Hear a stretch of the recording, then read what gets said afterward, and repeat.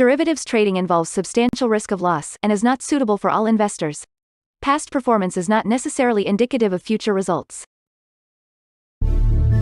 So stressful when the world's on fire. Good God. I can't look at this, guys. Like, my strategy is you buy it and you hope that you gotta get spotted. Yeah, but we all think you're crazy. You don't fight this. No way. The markets are freaking out and you don't think that anything is wrong? Come back tomorrow and I'll lose it all. Should be fun. Good morning, everybody. Well, it's Monday. We got a shortened holiday weekend or week today. But we also got a bunch of crazy things going on this morning. Of course, we had the options expiration last Friday. It was kind of holding some things back, I think. So that is definitely going to be a factor today. We also have all of this drama over OpenAI really kind of like picking up over the weekend. Microsoft is up really big overnight. So we'll investigate that a little bit here before the open if we can. Looks like we got plenty of you here bright and early, though. Octavius, Dan, Alan, Rodrigo, welcome. Good morning. Let's come and look at the charts. Well, first of all, we do have some auto rollovers. Bring this over here. Corn and wheat. Moving over today. Oh, wait, where did it go? There we go. When I minimize the control center and minimize the rollover notification too. Okay, so here we got ZN rally early in the morning on Friday, but it coming pretty far back and a little bit down overnight now. We'll look at the S&P 500. Kind of a similar story, down at the open, back up, kind of middling overnight. Oil took a big hit on Thursday and is rallied pretty hard on Friday and is now rallying this morning. Gold and silver giving up some of its gains, especially silver. Yeah, but copper still up there, so things may be still on the rise for China, I think. At least that's what I would guess from the just from copper alone. Dollar still weakening, so they weakened considerably on Friday, and yeah, it's coming down. Well, another 50 cents or so, another 25 to 50 cents. And we got Bitcoin slightly up over the weekend, but I would say relatively quiet since this big jump up here, and then of course there's this one as well that, you know, we've had these rises that can't seem to hold. So some kind of very odd and disjointed action in Bitcoin over the recent past. Probably because I don't think that Bitcoin is quite right for like the big rise. It could be basing though. And so having another big rise there probably was prompting a lot of profit taking, I'm guessing. Okay, so Microsoft. First things first, let's come in here and check the overnight price. I think I'm gonna actually open up Fidelity here. Oh yes, also need to make sure my laptop's up.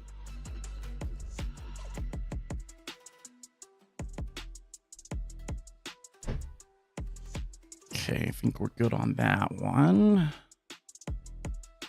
Just make sure I've got that open if I need to.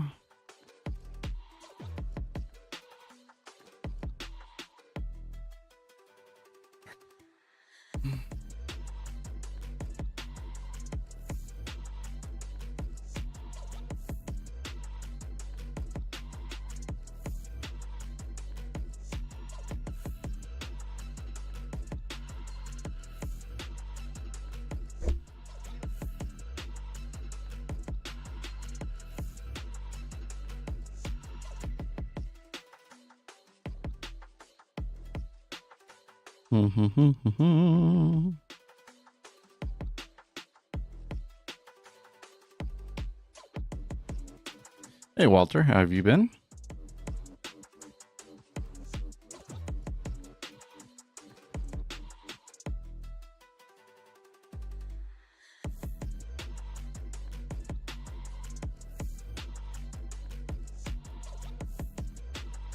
Oh. Hold on. What's going on?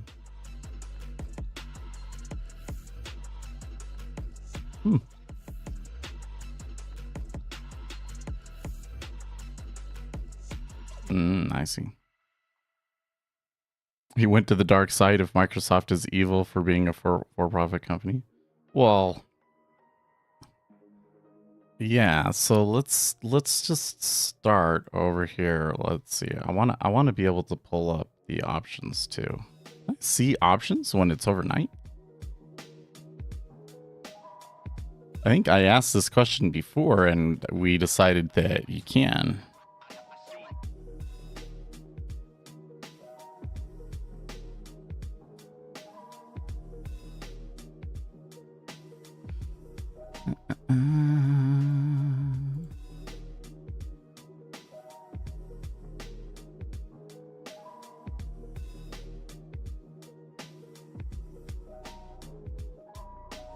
Wow, Black Friday sale up to 70% off for TradingView. Wow.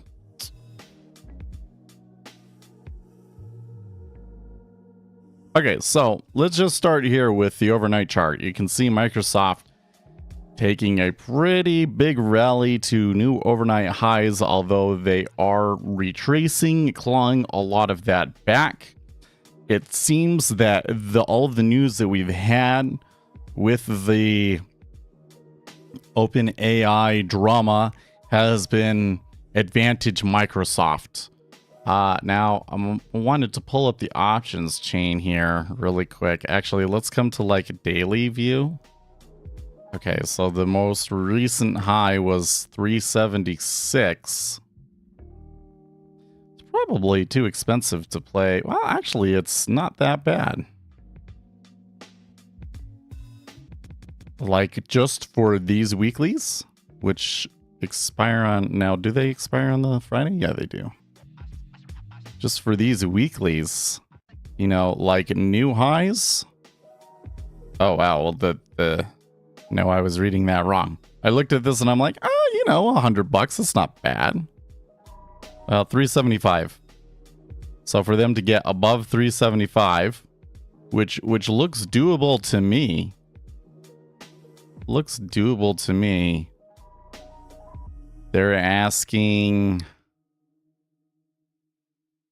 you know, 100, $200 basically. Interesting that there's the volume at 380 though. Do you think they could get to 380 though? I don't know. 380 might be pushing it. It's certainly possible though. But if we got it, let's see here. Well, let's just kind of like split the difference and say that they were asking $1 for them, so we got to be 381. If they tagged 380, they almost certainly would extend even further, right? So maybe.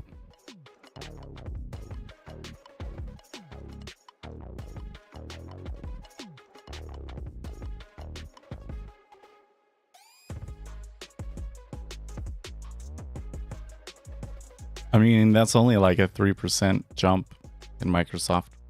I think it's possible. Yeah, with how NVIDIA kept pushing for that long, it could be possible for sure. Because I kind of feel like with everything that's happened, like Microsoft is the new NVIDIA. Like this is a thing that will probably like just start rallying and keep going and like why, you know, just wild move that freaks everybody out sort of a thing. How far can it go? The options look reasonable to me. And I bet you that if I go to December expirations, like if I go to December 15. Oh. Yeah, pretty expensive when you get over there. But you could maybe play weeklies or dailies in the options. Okay, so what's going on? Well, earlier last week, or was it Thursday or Friday? I don't remember when, but I think it was while the market was still in last week because Microsoft rallied on Friday from it.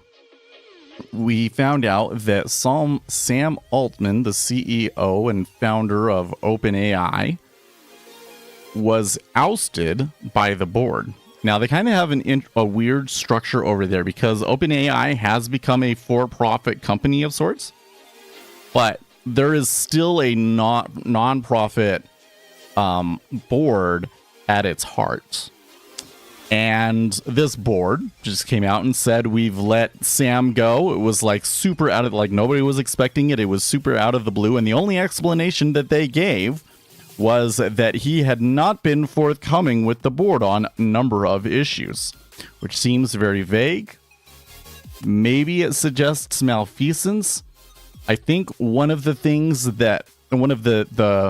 most popular theories that I had seen out there was the suggestion that Sam was in some way making extra money from monetizing everything and didn't tell the board that he stood to make money from these moves. Possible.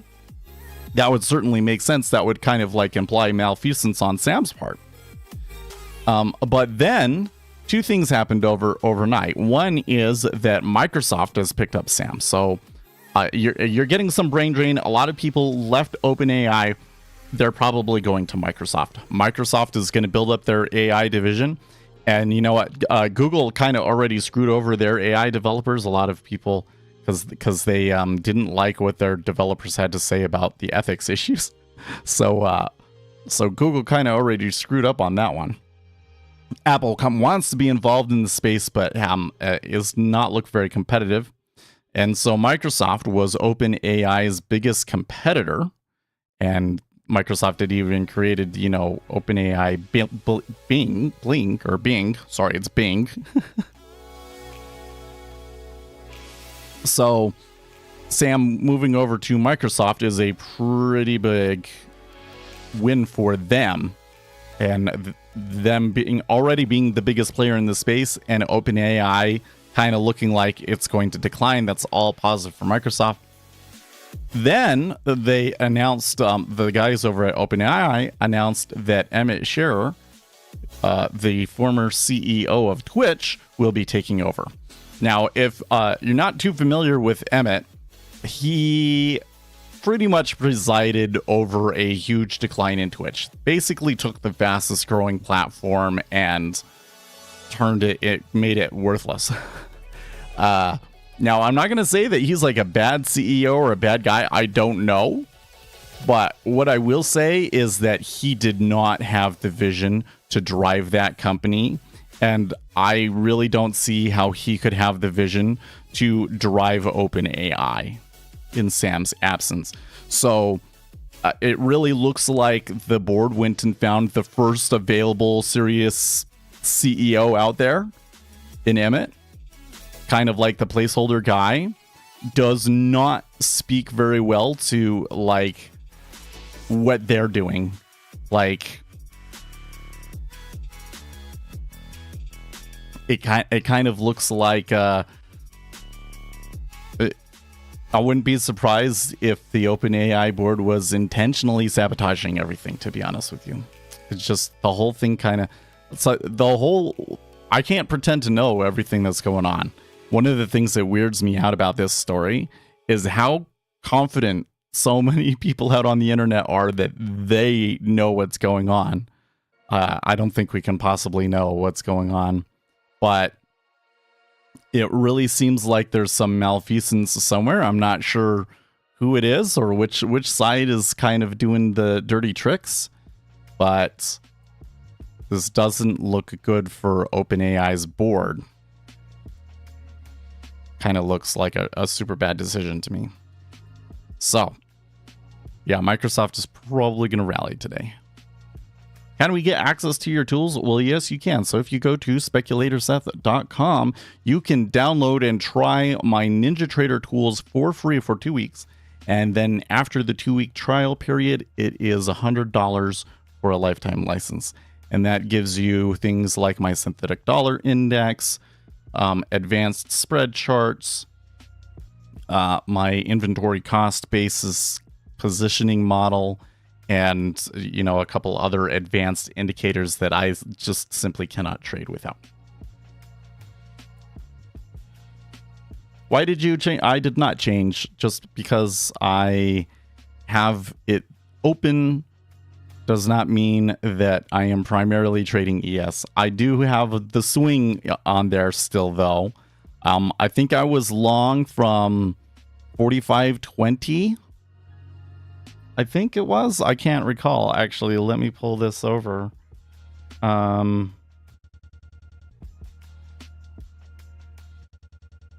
Yeah. So I have $145 of profit baked into this so far, and I want to take a one contract off at 45.40 if I can. And that's just based on how much I made and everything. It actually looks like that if I didn't have the platform open, so it doesn't show that, but it does look like we were up above that overnight, so that would have been filled. But we'll say that we didn't. Okay, so we're getting a little bit of upside in treasuries. I saw Octavius saying that he's long, and that's kind of how I'm leaning as well. Not that I'm necessarily seeing the flow go that way. I would say I'm not seeing a whole lot of flow in the treasuries yet. Man, that was a little bit disjointed. Yeah, I don't see too much flow in the treasuries yet. There is the 5-year is on the upswing a little bit, but I think that a lot of TLT has been kind of moving things around. There seems to have been some really big trades in TLT, and they have been affecting bonds. And it does kind of look like that the bonds pulled back on Friday so that the guys in TLT wouldn't make money on their options positions, you know, for expiration. So, yeah, I don't know. It's, I think that was kind of a cap. And now that you're going to kind of get the unclenching, that we will probably move up. I think that we'll probably move up. I'm just not seeing the flows to support that yet. But if I was going to be in a position, I think I would prefer to be long.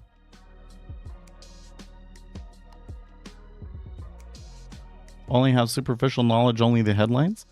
Well, yeah, I think that that's kind of where most people are at.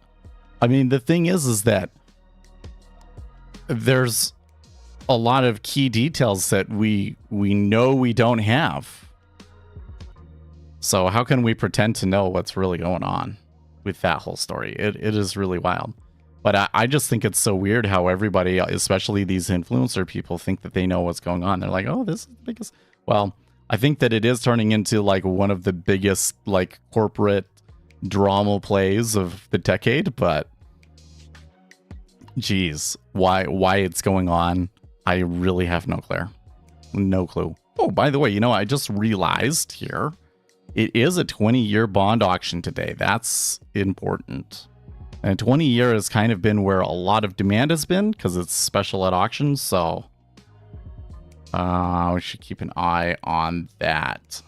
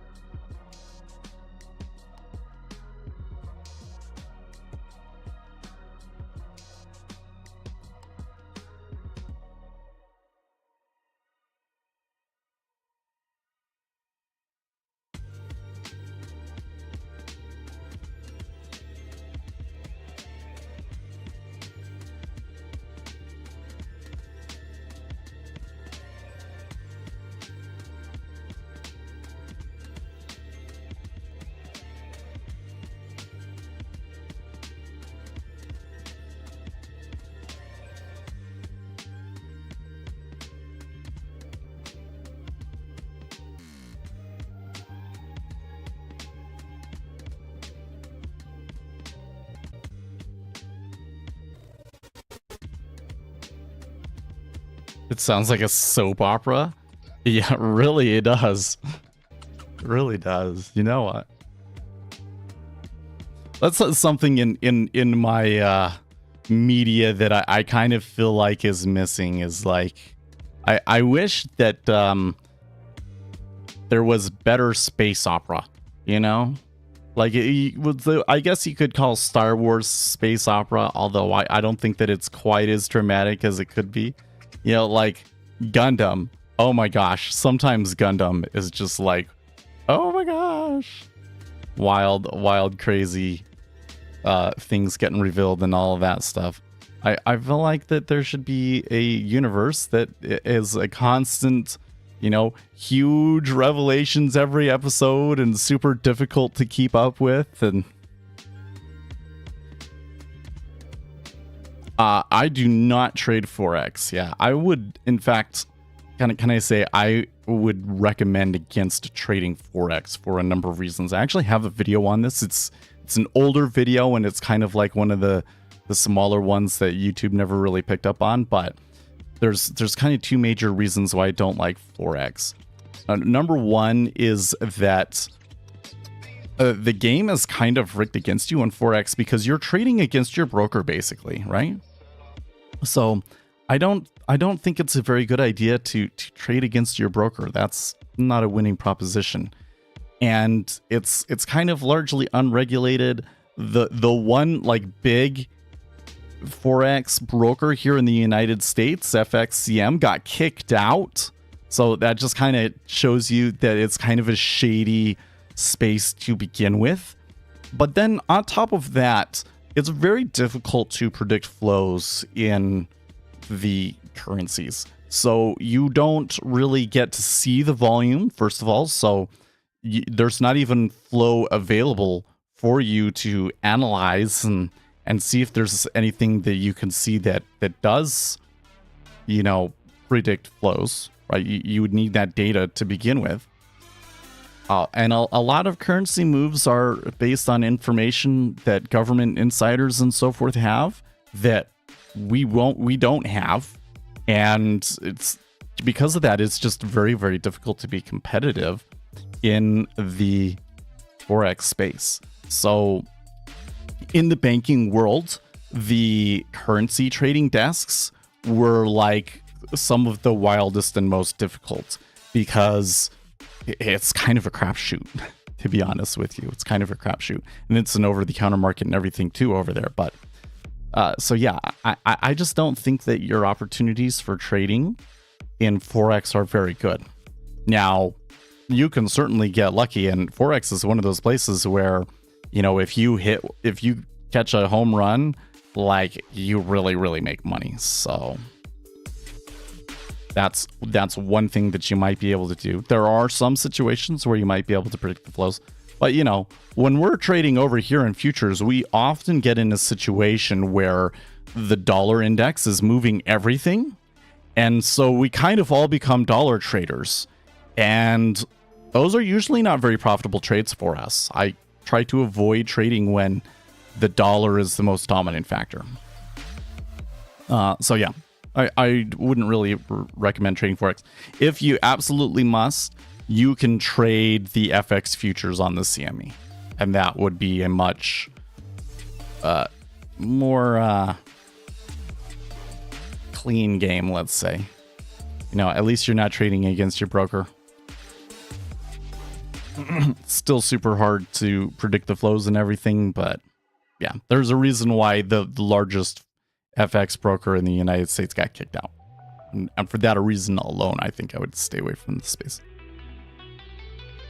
But yeah, most what I trade are the treasuries and the S&P 500. I don't really trade the S&P 500, but it's such a big part of our analysis that it's kind of interesting. Like, this is a channel that I think a lot of people that are into trading would be like, wow, this guy seems like he knows a lot and is like a really interesting one to follow, but he's not trading what I trade. He's trading boring stuff because he's trading treasuries. But I think that you'll find that regardless of what you're trading, that you'll find what we're talking about and doing on this channel useful, because the treasuries are kind of like the basis for the whole rest of the market. And we kind of have to look at the market as a whole, looking at where the money is coming from and going to. And so that information ends up being useful to all traders.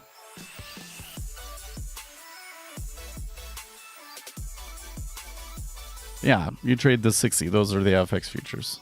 I think that's better than trying to trade Forex with your broker, but it's still hard, right? Because what are you going to have that's going to help predict the flow there? I mean, there are some situations where you can predict it, but a lot of that day-to-day movement that you get in the currencies is being driven by really big banks on information that we never get.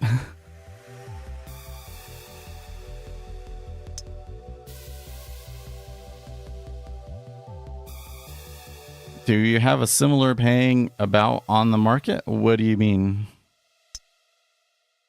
Yeah, auction market behavior is universal. Well, it's not quite. Well, so if we're talking about auction theory, I think that we've kind of disproven the theories behind auction market theory.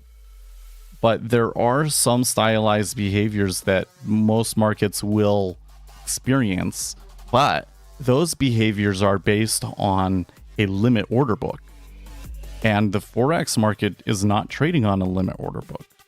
Right? It is an over-the-counter market with, between really big banks. So I would think that some of the stylized behaviors would be very similar. But there is a reason why, a currency chart looks different. You could usually look at the chart of a currency and the chart of a stock and tell the difference. I think most people would be able to. So it is different.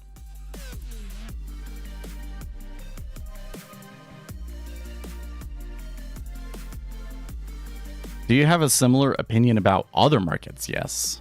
Well, so I really don't like Bitcoin for day trading. Like, honestly, with the advantages that you get with Bitcoin, I don't understand why you would want to do it on a day trading basis. Like, the advantage you get with Bitcoin is you can trade whatever size you want, and the upside is just massive. Why would you day trade that? Just buy and hold it. Put whatever it is that you want to put into it and buy and hold it, because you can swing trade that. Just make sure that it's money you don't really care about. You double your money or you lose it all. And that's a risk reward that maybe makes sense, especially now. I still have some concerns that the government is going to continue to come in and do things with cryptocurrency that are going to really hurt the market. But it does look like that a lot of money has left, that they've probably bottomed for now, unless there is another big action by the government or a big collapse of an exchange or something like that. But barring any of that, kind of looks like that they're willing to pump it and that eventually they're going to get it. I don't think that it will take off until after the halving, but I think there could be some upside there on Bitcoin. So I think it totally makes sense to possibly be long Bitcoin. I'm not, because I feel like there's so much fraud in the space. I just want nothing to do with it. But, if I had a position, I'd probably be long in Bitcoin right now. But from a day-to-day basis, what do you know that's going to drive flows? Well, every once in a while, you might get something relating to monetary policy and things like that might suggest that you'll see certain flows in Bitcoin. But most of what drives Bitcoin is like speculation and a few whales. And if you're not like one of those whales or have some sort of special insight into what those whales are going to do, you're very unlikely to be profitable day trading it, right? Now, if you compare that over to the treasuries, right, there is so much business that has to be transacted on a day-to-day basis that needs treasuries. And so because of that dynamic, we can, in some instances, predict when there are large players like banks and other institutions that are going to have to do things with treasuries. And then on top of that, because of those kind of dynamics, we also get like very good I kind of lost my train of thought there.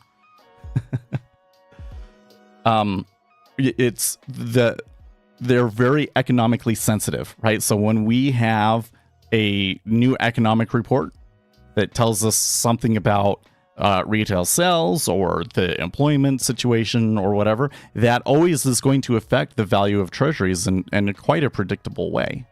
Of course, we have to factor in existing positioning and all of this other stuff, but there's just the larger an instrument is, okay, the more predictable signals exist in it. Basically, you get these regular flows from all this business that has to use this big asset. And some of those flows are coming from people that are very price agnostic. They are just going to buy it no matter what. And that makes them extremely predictable. And if you have the information to predict them, you can make money from that. So that's why I tend to lean towards the treasuries, right? That's best, though. That kind of an edge is best in the treasury. I think that you'd also probably find flows like that with oil and copper and some of those other commodities. You know, S&P 500, it's a little bit harder because it's so random. That one's so random. But you know, I need to be able to predict flows on an intraday basis, and I feel that treasuries give you the best chance to do that. And there are some instruments like Bitcoin and Forex that you don't have a very much of an ability to do that at all. And then there's a bunch of other instruments that are kind of, various amounts in between those two. So I apologize if my speaking is a little bit disjointed today, but I did not sleep well last night. I got in bed at a decent time, and I think I did get an hour or two of sleep, but my youngest son is just on this weird stage where if he is not getting exactly his way, he throws a real fit. And I mean, he will throw fit for hours, and he will scream at the top of his lungs like there's something wrong with him, but he doesn't want food. There's none of those problems going on. He's just mad that like you wouldn't let him watch the phone because it's bedtime or whatever the deal is. So I think I woke back up at like midnight, and he didn't calm down until 2:00. My wife probably hardly got, and maybe got 3 hours of sleep last night. So I should probably go and check on the kids. No, I do not trade full time. Maybe he's a liberal, probably not. I don't know for real. I'm gonna go check on the kids. Maybe we can talk about that when I come back. I wouldn't necessarily recommend trying to trade full time unless you were going to be doing it in some more of a professional capacity, like managing other people's money. Okay, I'll be right back.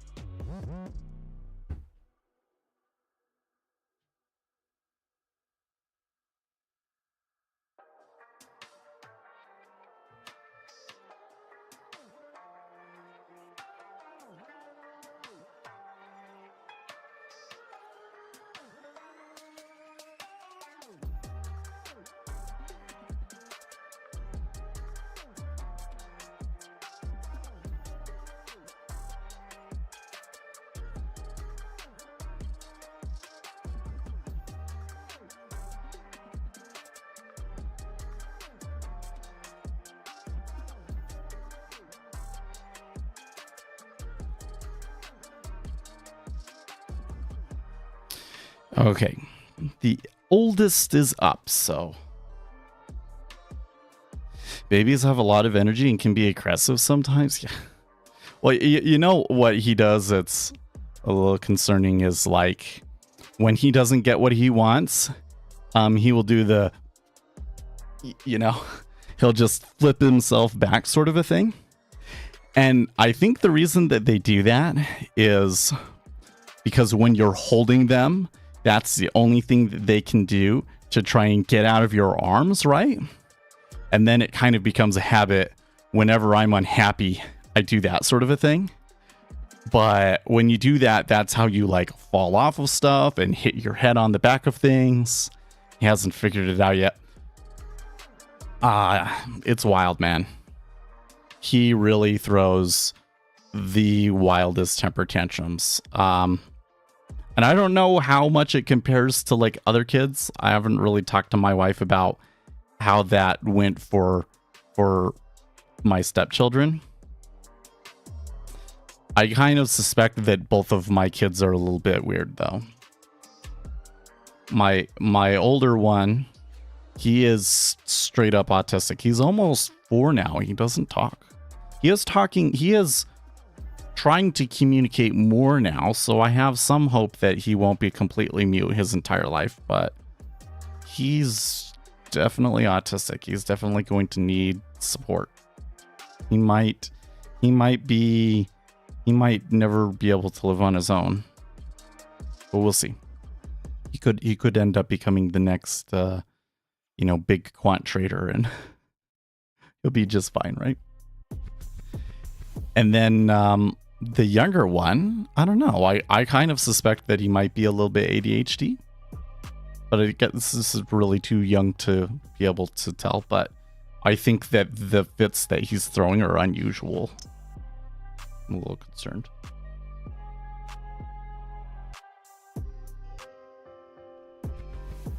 That's fairly normal for a kid.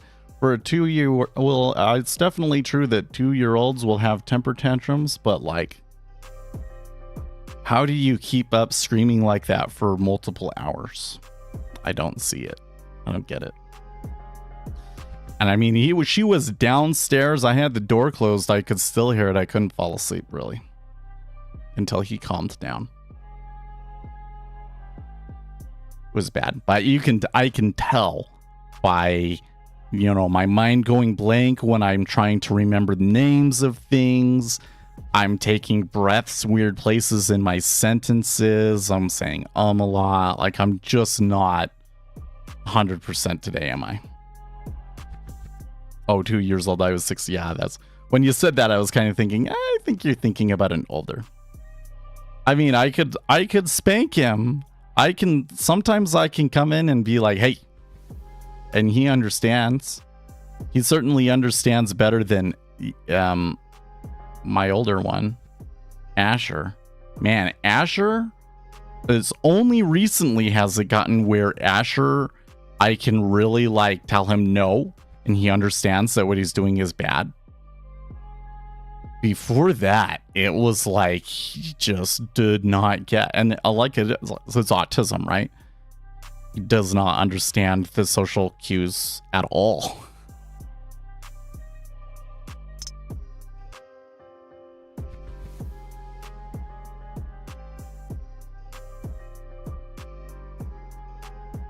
We did get a little bit of an up move there in the treasuries. Not a ton of volume behind it, so I'm still kind of seeing things be a little bit iffy on the volume side in the treasuries. But I would say that was a decent run, and I don't see very good correlation anywhere with it. I guess we are seeing a little rally in the dollar, but I can't really confidently say. There's a good rally in oil, but that's just about the only asset that is really clearly doing something. I guess the e-money has been rallying since we started here, but the e-money is only just now coming into the period where like traders really come in and trade us, so can't read too much into that yet. And I do think on the flow side, now I'm gonna try and give you everything that I got, because I know that I'm not gonna take a trade, but maybe one of you guys will take a trade on it. I think the biggest thing that we have to work with, especially here in the treasuries, is Gamma unclenched today and 20-year auction. Okay, so when you have Gamma going on, and let's discuss that for a little bit. If you're a market maker, right, then what you're doing is you're offering a bid and ask for somebody to buy an option. And the bid and ask that you're giving to people is based on things like how much it tends to move and other kind of statistics that you can use to determine this is how big of a spread that I need to account for and things like that, right? Well, so let's say that somebody buys a call.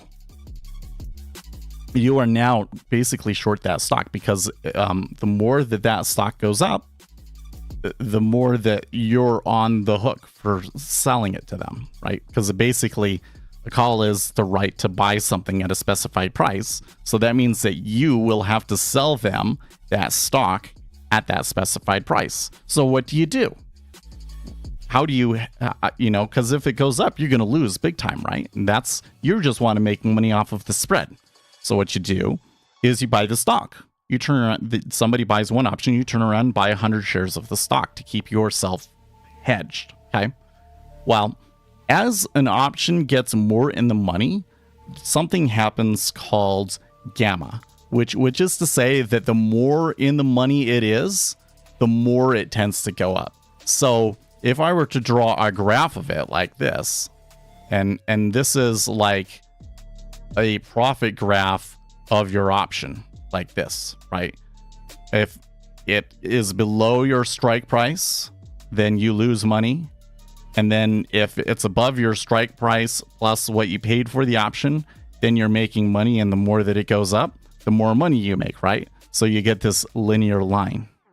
Except for that it's not actually a linear line. Well, it is if it's like expiration day. Like if this was the price on expiration day, then it would be like this. But when it is not an expiration day, your graph actually looks kind of more like this. It's a curve. And the amount of curvature, that is the gamma. So the more that it goes up, the more that the value of that option is going to increase. And so that guy that's hedged, that bought the stock, right? He has to account for this gamma, which basically means as it goes up, he has to buy even more. He has to buy even more of the stock to keep himself properly hedged. And especially in a situation like this where it was close, yeah, he's going to keep all of those shares. So in TLT, there was a lot of big buying in TLT. That probably meant that they went out and bought more TLT shares, and that would turn around, and TLT would then have to go and do things with the treasury futures and bonds and instruments like that, right? Well, now that option has expired, now they have all of these shares that they don't actually need anymore. So what are they going to do? They dump them. And so that is called the unclenching, and that's what I'm expecting to see a little bit of here in the treasuries.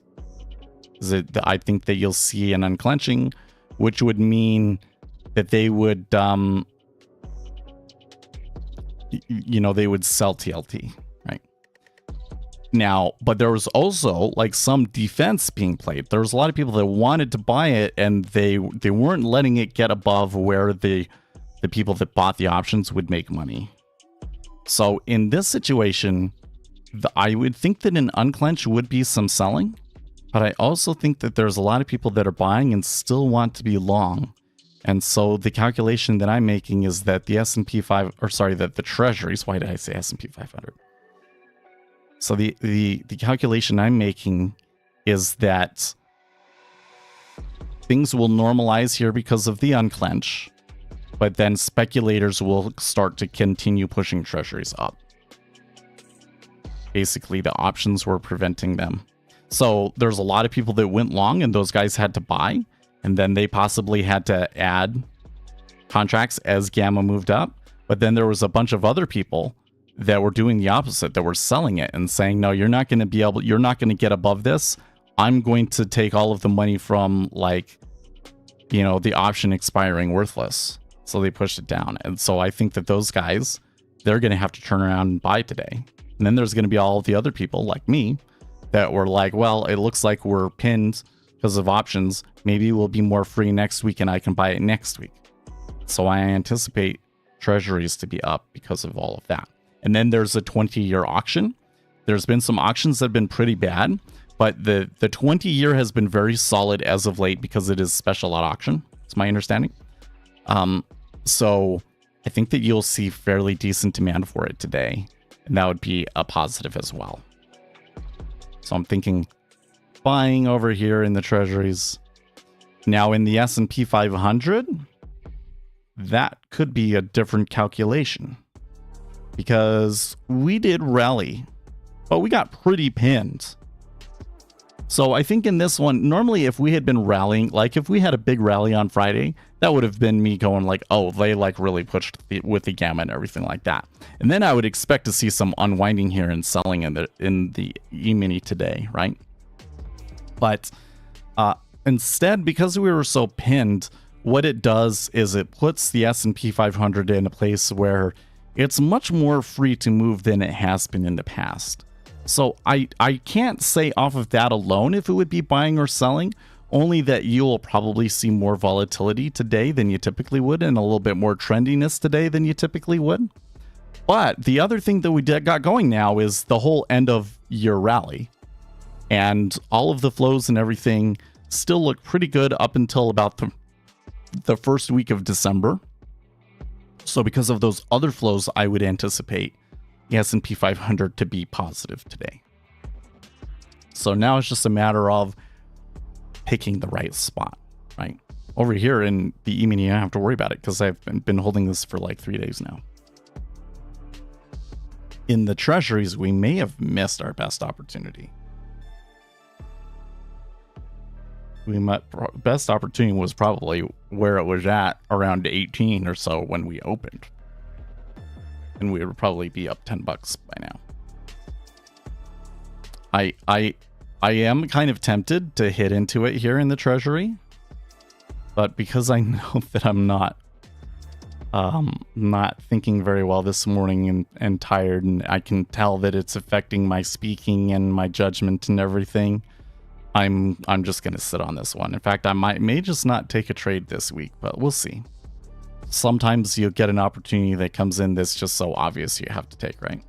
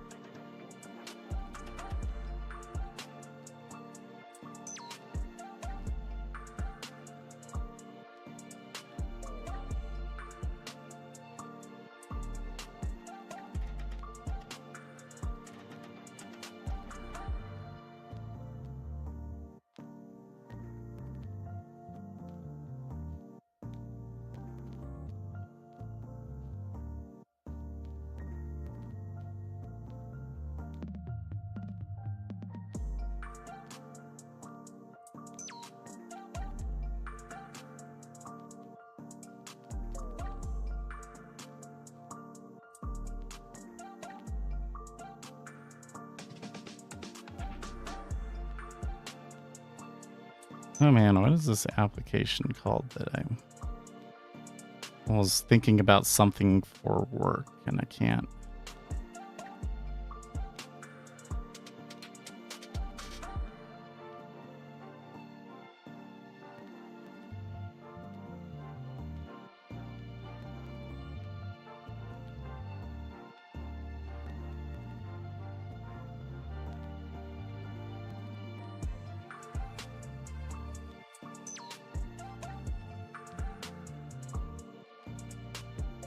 What do you think about learning NinjaScript as a non-coder in 2023? Is it 10 years too late?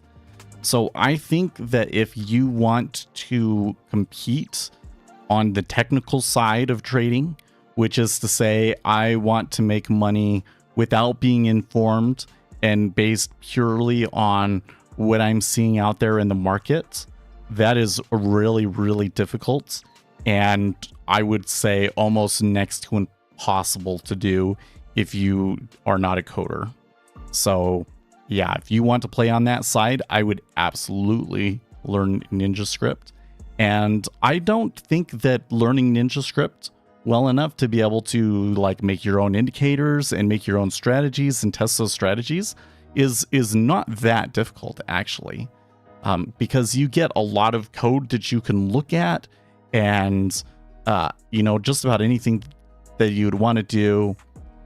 There's like in terms of managing your position and that stuff, they have examples online. So you'd absolutely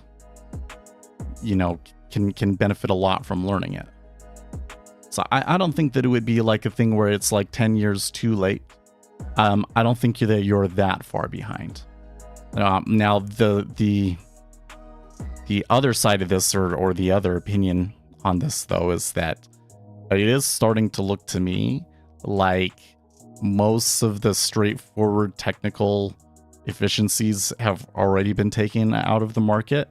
And it may be the case that you need artificial intelligence and machine learning in order to be competitive in this market on that. So I haven't really been able to dive too deep into that stuff.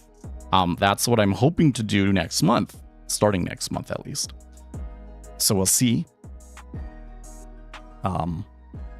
That's a step beyond, if you're not a coder, that might be more difficult to pick up because the platform is not really set up for you to do it. You're kind of making your own thing from scratch, and you're kind of in the Wild West.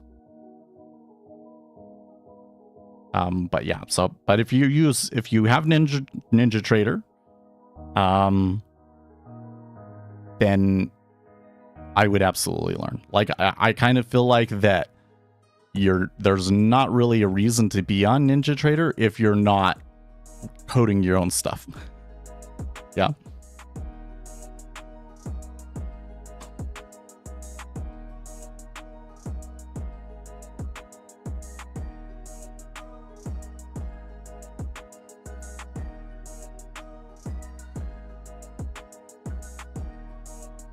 Strategy Builder helped me a lot to see and understand the code. Yeah. Well, it's funny because I really don't like the code that the Strategy Builder usually gives you. It's always the worst when somebody says, hey, I built this thing in the Strategy Builder, but it didn't really work the way that I expected it to, and I want to make this change. And I'm like, well, you should just learn to code it from scratch because it would be easier. Because what they were trying to do was really simple. I've had a number of cases like that.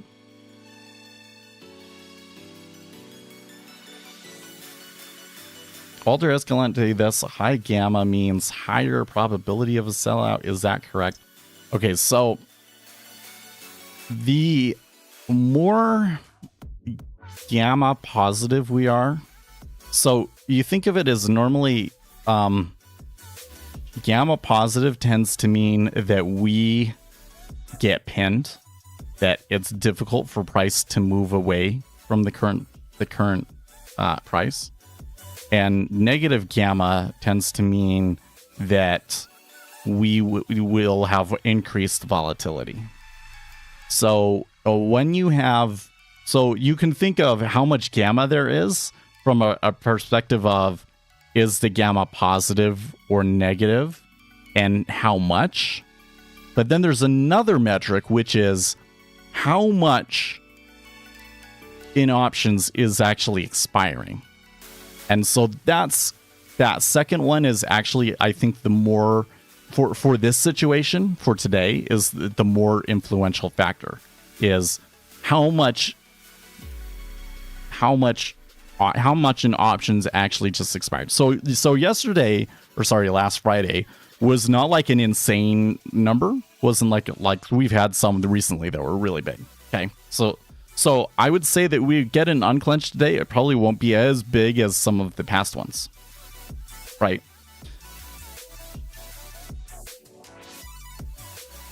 So are you saying that technical analysis doesn't work nowadays? I would say that it is very difficult to find an edge through technical analysis these days. Is how I would phrase it. So I just want, like, I would like to say technical analysis doesn't work.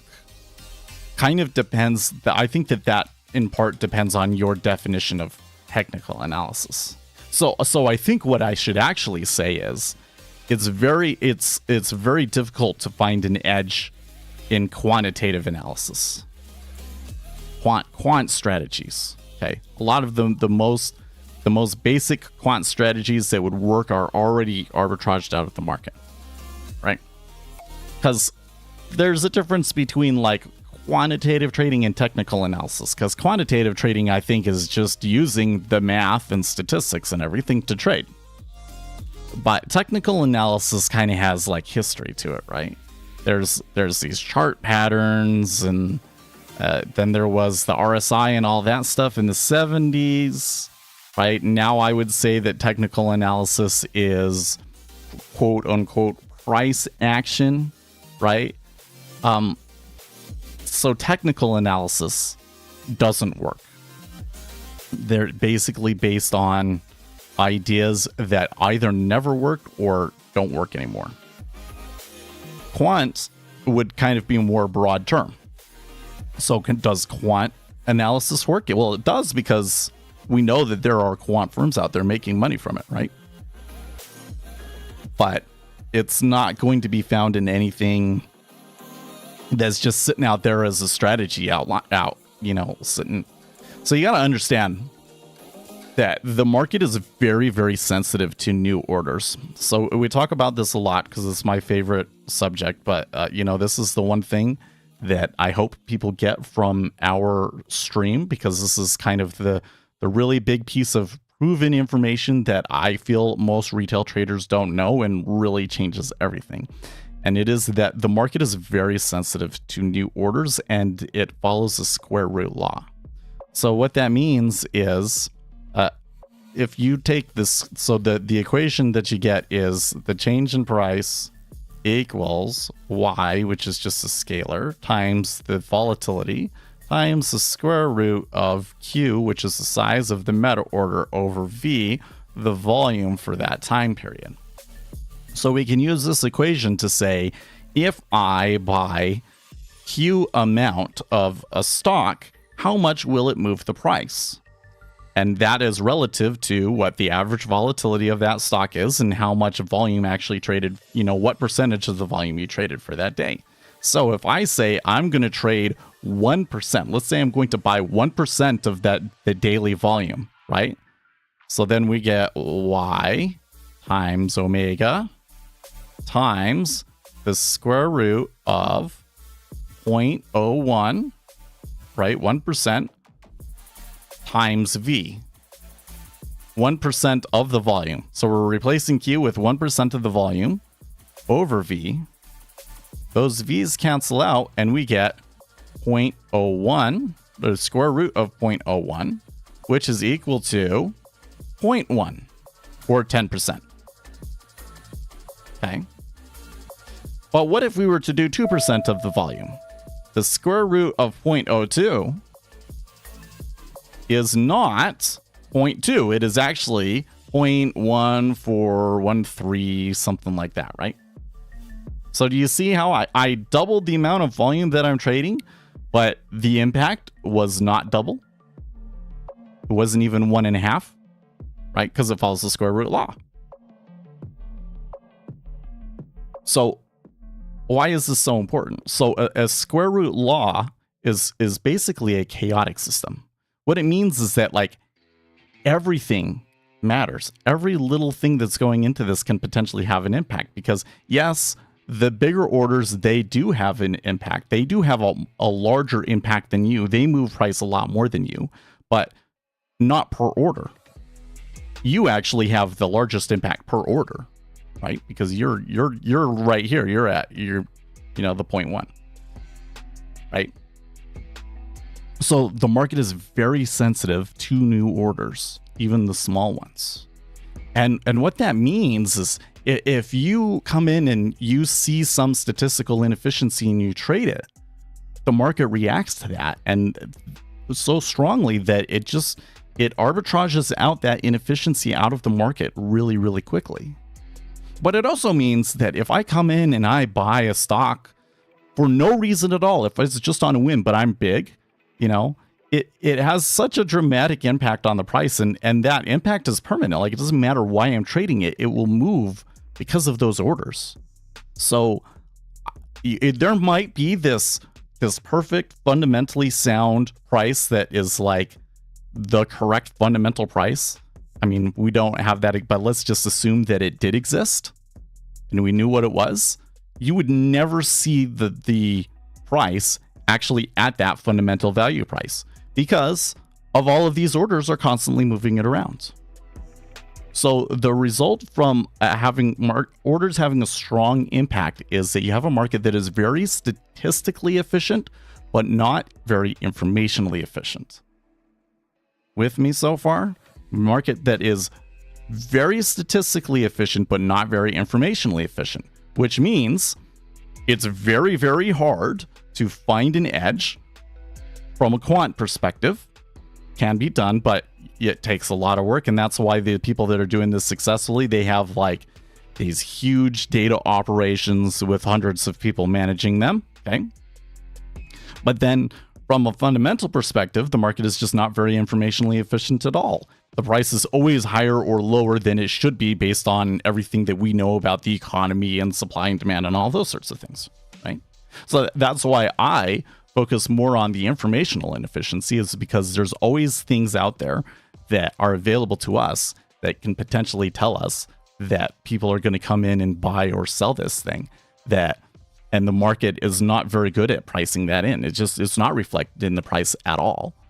The efficient market hypothesis is basically complete bunk. But it would make sense why we would think that the market is efficient, because it is efficient from a statistical point of view. So any kind of statistical analysis, chart analysis that we do says, oh yeah, it's very, very efficient, right? It's very close to random. So it's what they say. It's a Gaussian, it's a random walk. It's Gaussian. All of those sorts of things, right? But actually what it is if you want to look at it from a statistical perspective, it's a martingale, which I honestly don't completely understand very well, but basically it means that like you can't predict the price very well is what it really means. So yeah, if you're spending a ton of time studying chart patterns and candlestick patterns, and I'll just stop. That stuff is completely useless to you. There's going to be a lot of people where it seems like they're making money from it, but I think what you'll find if you dig down deep enough into it is that their success that they're having is quite short-lived. So they're successful enough to grow a big ego and tell everybody online that they're making, but these guys never make it past 5 years. I've never found somebody doing that's been doing it for longer than 5 years and can prove it.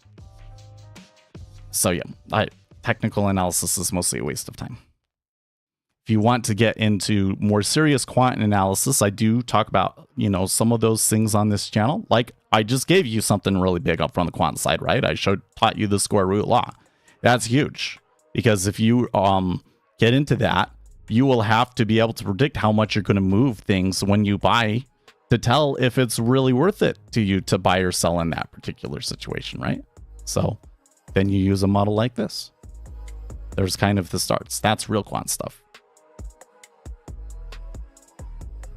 Well, I believe you mostly get liars, to be honest. Well, how would we possibly know?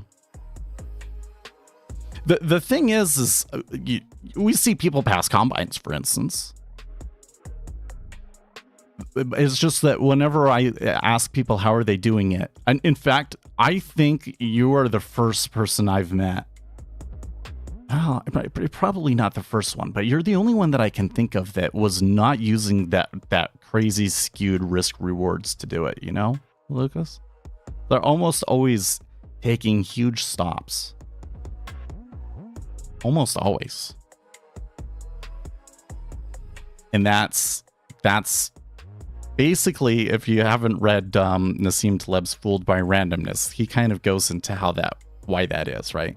But basically, they're trading a strategy that works really, really well in the short run, but it is actually more likely to be fooling them with randomness, right?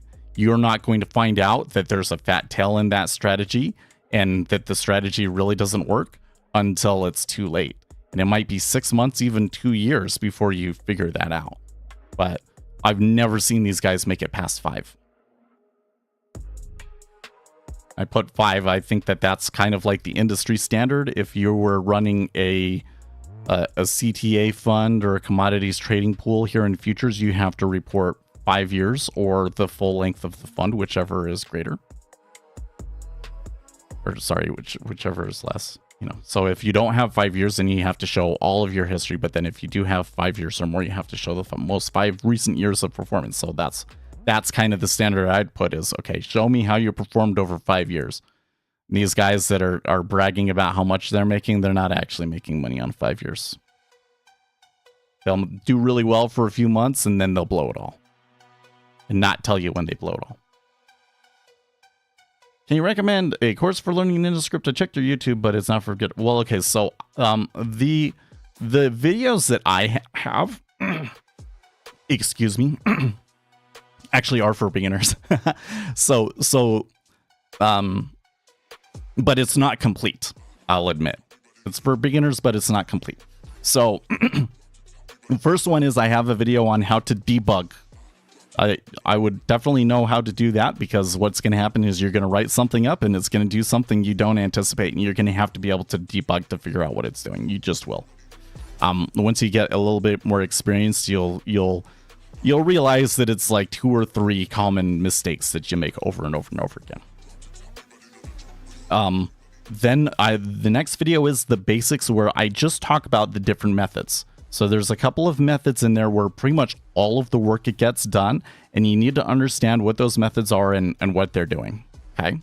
Then I also have a video about data structures, and the intention with that is to show you the things that you use to be able to make something like a volume profile. So it might not 100% make sense to you how you use these, but you just watch the data structure stuff, right? From there, then you're going to go and look at other code, right? Look at other code, start with something really simple. So like a really good, like a first indicator that I would try as a beginner is inverse. So just the value of my indicator is equal to 1 over the price to give me the inverse of that. That's useful for currencies, for instance, right?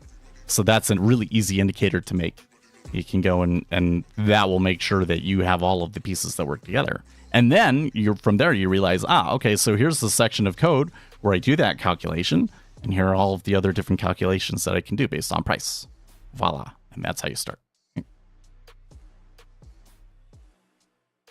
Have you ever used MT4, MT5? MetaTrader is like the one platform that I would recommend against. Everything about that platform seems shady to me. I don't think it's very good software in general. And yeah, that's just kind of like a stay away from me. That's the one platform that I really hate. Almost every other platform in the future space is like, they have their place. But MetaTrader is basically like the cash, the developer is just a cash grab. And I don't think that they're really giving you a good platform.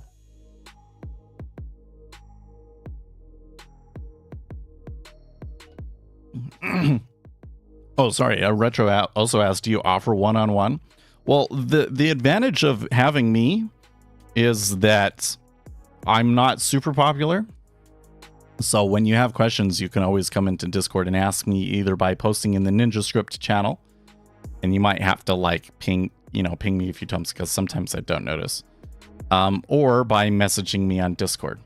And yeah, I might not answer right away, so don't just like message me and then say hi and then wait for me to respond and then leave your question. Just ask like straight up right at the beginning what your question is. Give me all the information that you have. You even send me the files if you can, and then I would just help you, because if it's a beginner's question, it's usually not a very big deal for me to be able to help you resolve. I can do things like I can program for people. I have done contract work from time to time, but I basically only do that if they're trying to do something that's super advanced that really needs an experienced developer. Like if you need a new display type that your typical chart can't do, or really sophisticated algorithm that with complicated data structures. And the reason I do that is because developing a strategy is a process. It's very rare that you come in and you say, okay, here's the strategy, you go and you program it, and then you backtest it and it's successful. That like literally never happens, right? But maybe you might find some promise, and then what you're going to do is you're going to like, okay, as you learn more and more about the thing, you're going to adjust and test and improve your algorithm, right? So it's an iterative thing. Well, how are you going to do that if somebody else is writing it for you? So it's always better to learn it yourself.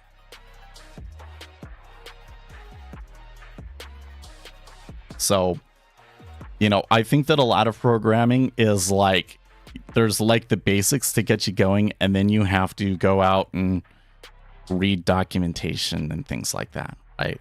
Like, say I want to do what is the absolute value of something? Well, then I'm going to have to go and ask, how do you do absolute value in C#? It's a very easy answer out there, but you just have to go and look at Microsoft's API and see what the method is called and how you use the method, right? And that's all learning how to program is after that, is just learning what the methods are and knowing enough about it to be able to go and write the code very, very quickly. So I know it seems rough because you would like to have something that's like, it gives you everything right there that you would ever need to know, right? That's the way that we would like most things to be. But in programming, you really kind of have to practice not knowing what the method is and going up and looking the method up and putting it and figuring out how to use it and looking at other people's code and learning how to adjust that to what you're trying to do and so forth. So it's work, but I've seen many, many people that didn't have any programming experience before and they got into NinjaScript and they did just fine.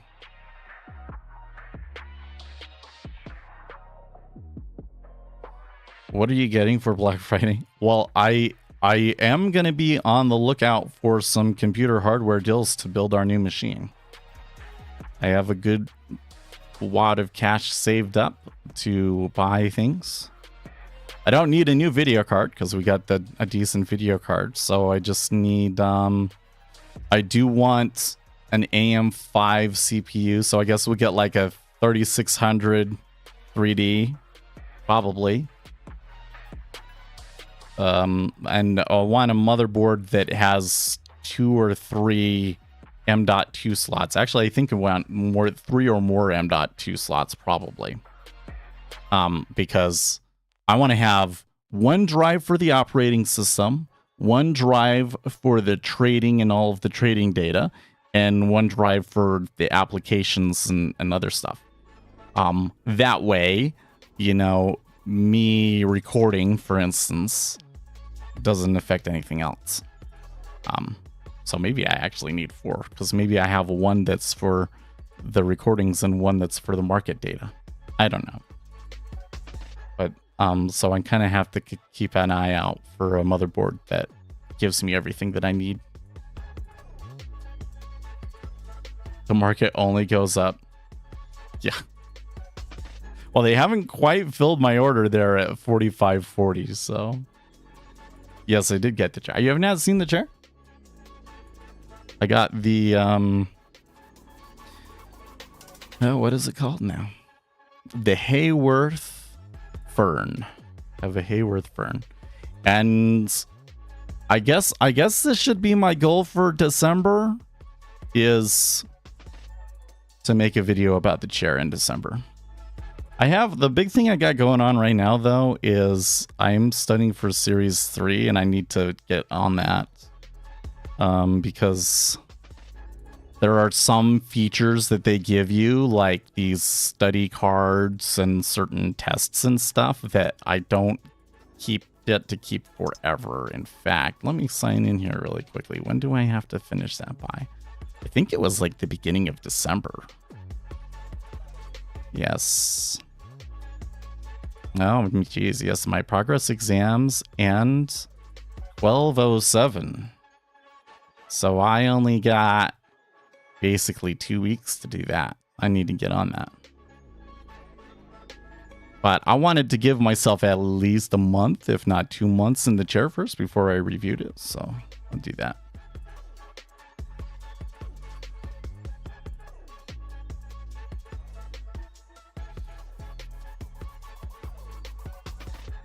And yeah, and I don't know if I'll completely get everything that I need for the computer or not.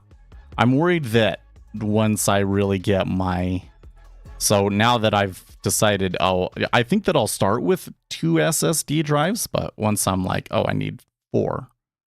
Well, I don't think that most motherboards have 4 spots, so that'll kind of change things, right? And it could be that the motherboard costs more than I expect, and so we might only be able to buy a few components right now. We'll see.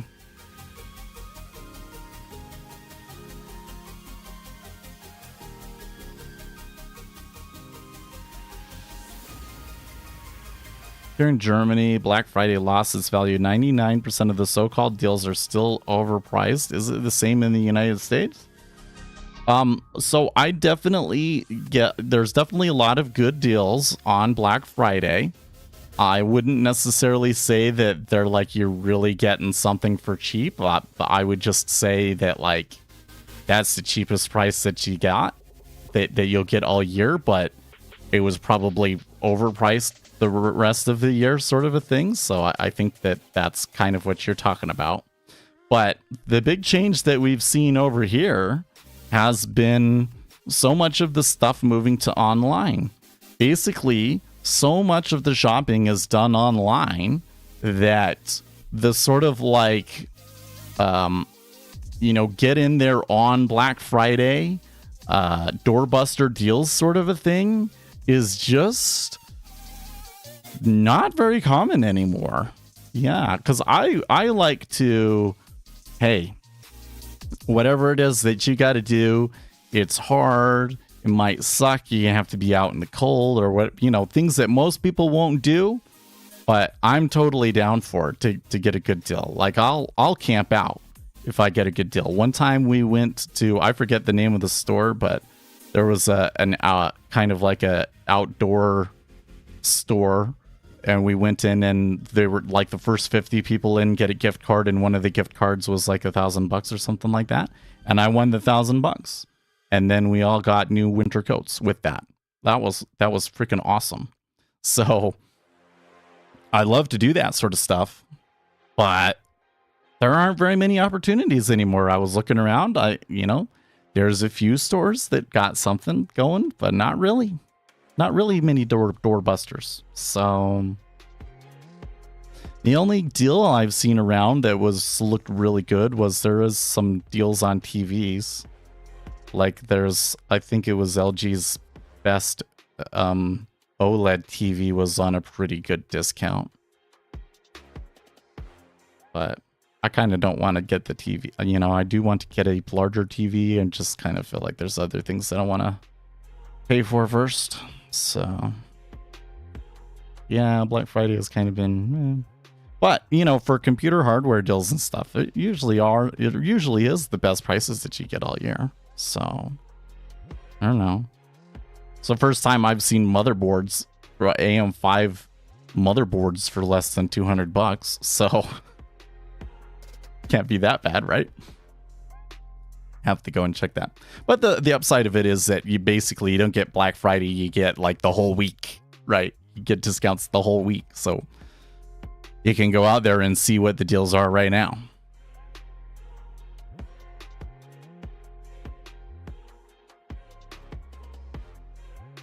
Yeah.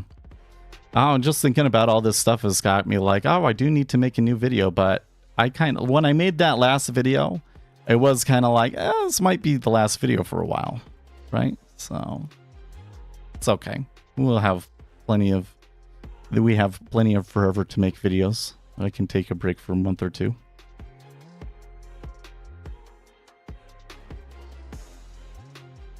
Getting,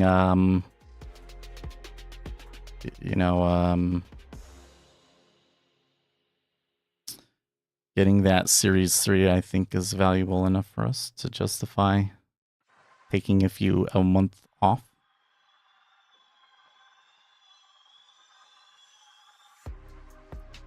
What's up with all these? Are they getting denser? I don't know. I felt like the Series 65 was like exactly what I anticipated.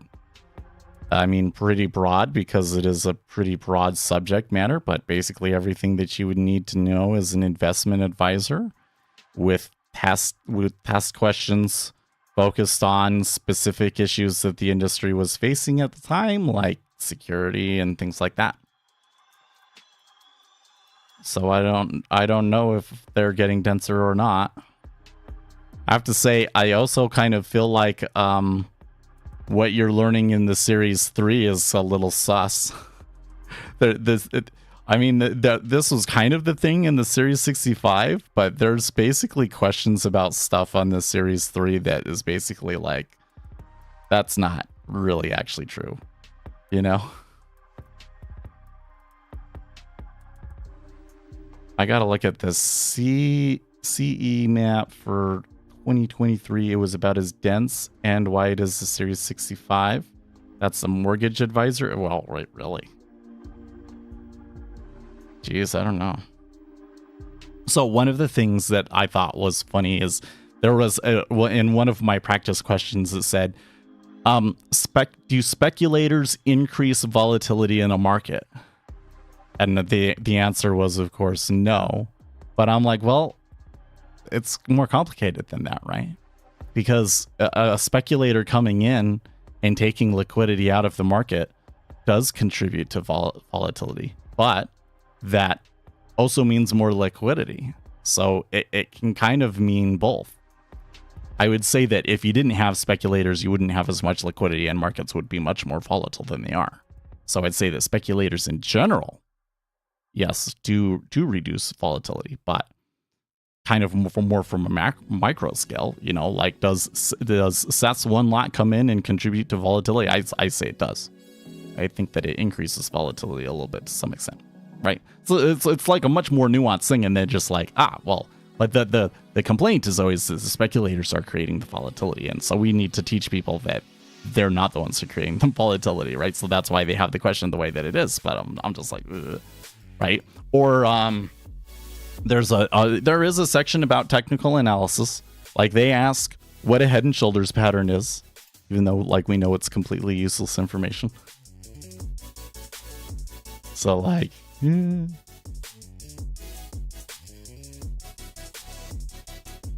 Asus makes a PCIe card. Yeah, I'd rather have them built into the motherboard though. Wasn't a big part of the negative oil, the presence of speculators in some groups that kept pushing it down. I think that even without speculators, it would have gone negative though, because the reality was that nobody wanted to deliver it, right? Or nobody wanted to take delivery on it. Had to pay people to take it off your hands. That was pretty wild. Were there people that got jailed off of that? I don't recall. If I recall, every single tanker was already booked. It was a really bizarre situation, you know. I don't think that you could just blame it on speculators, but I suppose they were a contributing factor. But it's just funny because you know that it's being put in there for political reasons, right?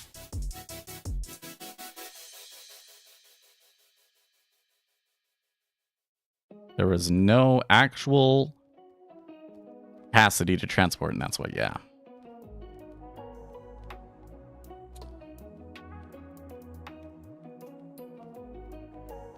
Else refiners would have... Yeah. Well, you know, I kind of regret not, like, dealing with that better because it was pretty obvious that it was going to go back up after that, right? Like, that was a weird situation that wasn't going to last. I can't imagine what kind of a bizarre situation you would have to be in for you to get negative oil, like, 2 deliveries in a row or something like that, right? I suppose it's possible, but I'd say highly unlikely, right? But I didn't expect them to go all the other crazy stuff. Straight to 100 and then well beyond that as well was pretty wild.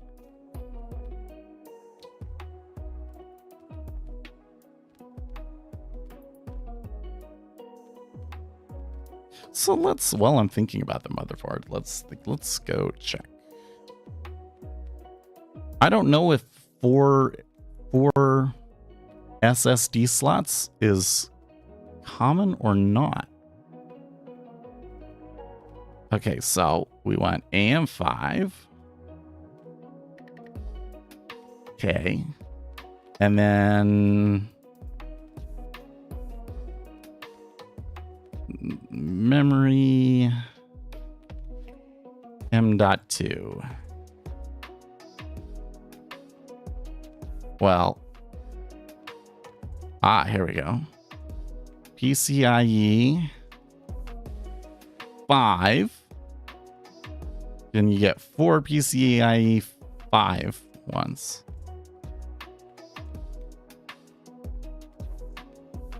Apply. Oh, only one. Only one. And it is basically $700. Ooh, it's on discount. $10 off right now. Great deal, guys. Great deal. So wait, what if I scale that back to 3? Then I get a lot more options, but the cheapest is still only $470. So then does that mean that all of these other ones are actually PCIe 3? Or sorry, PCIe 4? Oh, and there's not one with 4.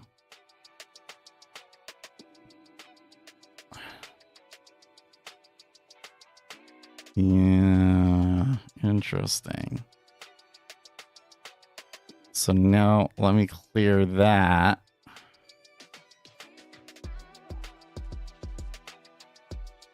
So that I just get everything. And where's the ones that were on? So yes, there we go. B650 Aorus Elite. 182. That was like the one that everybody was buying.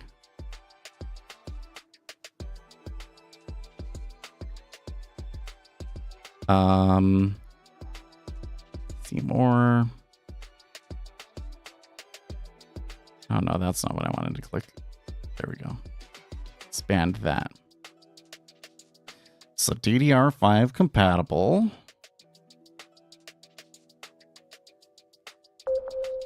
Next gen connectivity, PCI Express 5.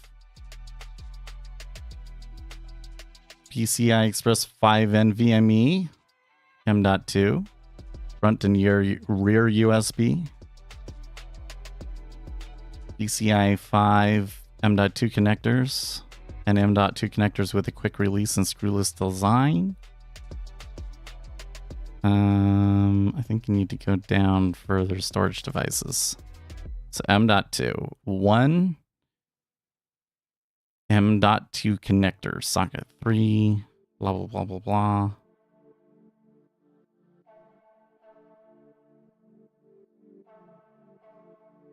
Oh, okay. So one that is PCI Express 5, and then one that is PCI Express 4.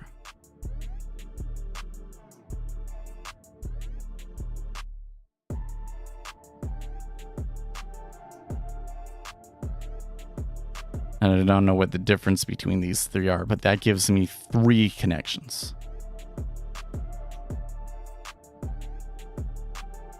Don't clog your PCI Express lanes? Is that for your video card? I don't know if needing the PCI Express lanes is really the biggest problem. How did I know that it was going to go to 4540 and retrace? I didn't. I've only, so the only calculation that I'm making is that the S&P 500 is likely to be on the upside until at least the first month or first week of December. I actually, if it had not been, if I had left my platform open overnight, it would have already have taken the profit at 45.40 when it was up there earlier today. Oh, actually, no, it didn't touch there earlier today. I was saying that, but now I'm realizing that it didn't do that. But like, that's the thing, is like on a very short time frame, can be really hard to predict flows sometimes. It's a little bit easier when you take a step back sometimes. But then there's a lot of risks involved with that as well, which is why if it wasn't for the additional risks involved, I think you would see a lot more traders swing trading than day trading, right? When you get into swing trading, I think it's a different kind of a situation. Like earlier, we were talking about day trading, okay? Somebody that's been profitable 5 years or has good performance over 5 years in day trading, almost never see it. Almost never. All these people on Reddit that you see bragging about trading price action, they've only been trading for a few months. Okay, swing trading, different story entirely. In fact, I think that you would find most retail traders would be mildly profitable with swing trading. Mildly profitable with swing trading. Now, would they be profitable on a risk-adjusted basis, which is to say, is their Sharpe ratio better than the S&P 500, or do they make more than the S&P 500, or like what is their performance on various metrics compared to the index to justify all of that effort into swing trading? A lot of then probably most people would not qualify, but at least they're making money, right? Easier to make money swing trading, but bigger risks. Like again, you swing trade in futures, you kind of have to have a big bankroll, right? And you use a DOM? Well, of course. In fact, I don't see how you would day trade without a DOM, to be honest with you. Because the whole thing is we're trying to predict flows, right? So how are you going to be able to predict flows if you can't even see the orders that are coming out, right? Here on my DOM, I can see exactly every order as it hits the DOM, what price it hit at, how the liquidity reacted to it, what limit orders people are placing, what market orders people are placing, right? So a lot of being, the DOM is an essential element, if only for the fact that it allows you to see what's going on. Trying to build a technical strategy off of it, it's still just like everything else, which is market's very statistically efficient, so it's going to be really hard to find the technical edge in there, right? But you're still going to need to be able to read the flows to be able to interpret what's even happening that day, right? So, but we do have some pretty good edges too, because we want to get on those flows and we want to find when a big player is going to buy it that's going to move the price up. And when you're watching the flow, you can see those very, like when we look on a large time frame, it's very clear. It's very clear. Like when you look at price, we're like, yeah. But when we look at cumulative delta, like look at how consistent that is, right? There is a slight bias in market buys just the whole way. There's the auto-correlated order flow. That's part of our edge with order flow.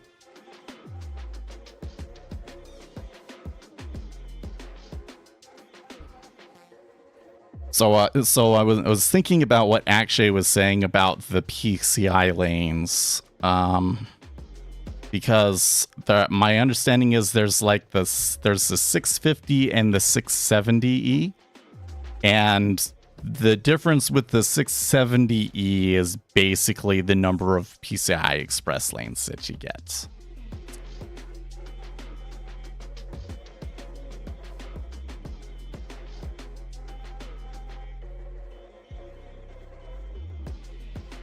I don't think I can sort based on that, though.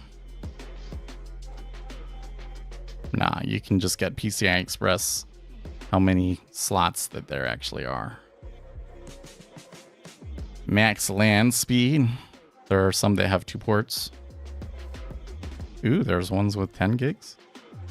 Bet there's probably only one, and it's like going to be the most expensive. Oh, hey, there's a Pro Art. An open Pro Art. 30% off. Maybe I get that one. $350 for a motherboard. Jeez. $350 for a motherboard, but that might be the one I want. And what is that? That's a 670. I bet you it got returned because of the BIOS issues that they had. I forget. It was like, I think it had something to do with memory, but there was some issues.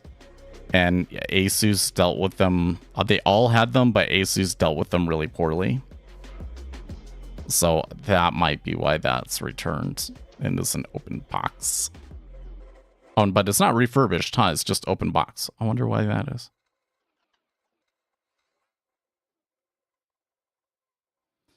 Well, I can't. So I didn't say that it can't be profitable, right?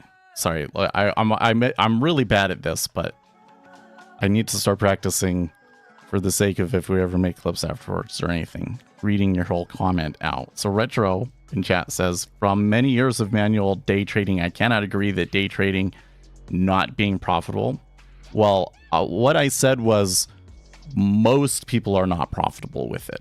So a lot of the statistics that we get say that anywhere from 60 to 95% of day traders are unprofitable in the futures space. So might be better than that in the equity space because equities tend to move up overall. But yeah, most day traders do not make money. And there are reasons for that, right? Like, really, this is a competitive game. Futures are zero sum. Essentially, like for the contract, all of the profits that are made from people on that contract come from money that people lost on that contract. The clearinghouse basically puts all of the money together and, takes money from these guys and gives it to these guys and whatnot. So it is zero sum. Straight up, it's zero sum. That's not the case in stocks, but in futures, it is zero sum, which means that basically half the people have to lose. Now, in futures, there's like people trying to hedge, and so they don't necessarily expect to win. So it is possible for you to make money, but you just have to realize like it's competitive. There are people out there that are, if there's that money that's going to come in, there's people out there competing for that money, trying to beat you to that money. So at least half of the people have to lose, at least half, and it's going to be more than that because you also have to account for the spread. So when you account for the spread, that already takes it to like probably 55, 60% of people would lose, right? Then you add on top of that like most people are doing, sorry, let me back up. So then you add on top of that, the people that have edge, they really have edge. They're faster than you, whatever the deal is, right? So they're always going to win. So you can add a few percentage points on top of that. And then on top of that is that most people are just trading random. They're trading noise because it's technical analysis and all this sort of stuff. And yeah, that's how you get a 95% failure rate. It's kind of, once you get into the math of it, it's kind of inevitable that would happen. Doesn't mean that you can't find it. It's just, all these people seem to think that like I just need to go and read this book on chart patterns and then I'll be successful in the market. It doesn't work like that. It's a competitive game. That's like saying I'm going to go and read a book or watch a YouTube video and then get into the NBA. It's absolutely ridiculous. Those guys are good at what they do, right? And that's what you have to do.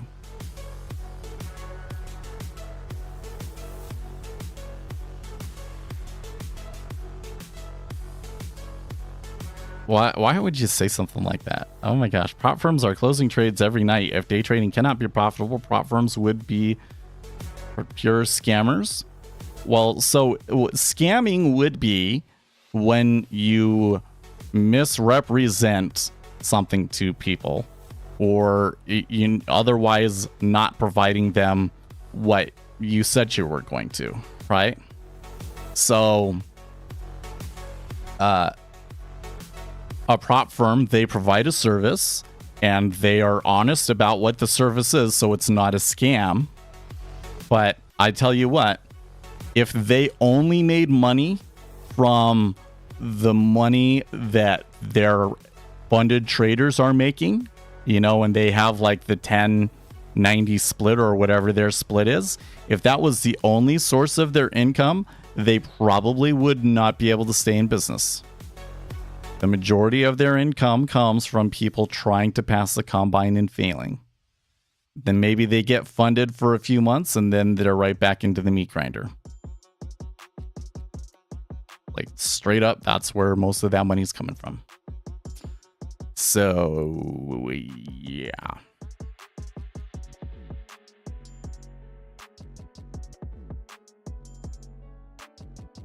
It's funny you say that. That always that comes up a lot, right? So that's pretty crazy that they have a motherboard with two 10G slots on it. Okay, here's a good Black Friday special, a 670 for $259.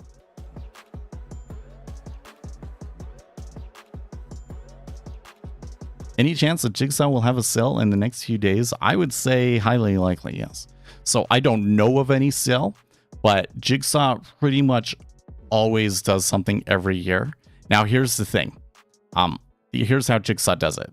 Basically, each customer can get a big discount once, right? So they'll do something where you get the live trade license for a full year for $500 or something like that. You get like a big discount on, if you buy the full year of live trading license. Once you've done that once before, or maybe you get the discount when you purchased the platform, right? And so other discounts later you don't qualify for because you've already gotten your big lifetime discount sort of a thing. Does that make sense? But yet they almost always do Black Friday sales. And you've got to be subscribed to their mailing list and they'll mail them out. And they're usually like limited seats, right? Like they'll say the next 50 people that buy the platform get this discount. So yeah, keep an eye out for them. They come every year.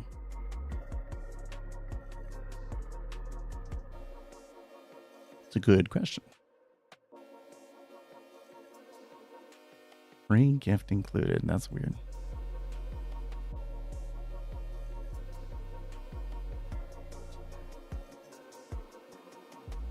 I'm kind of tempted to go for this open box pro art.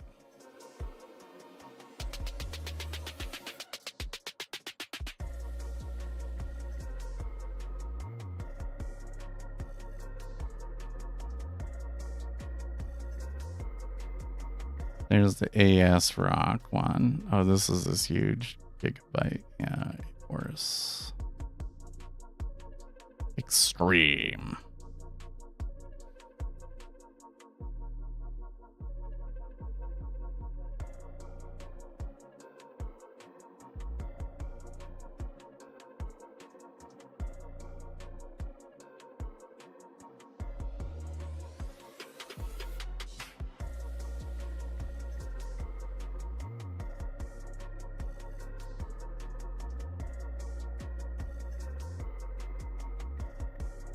What about just one 10 gig? Ah, still only a few like that, huh? Okay, well, I think that I would at least want one 2.5 gig.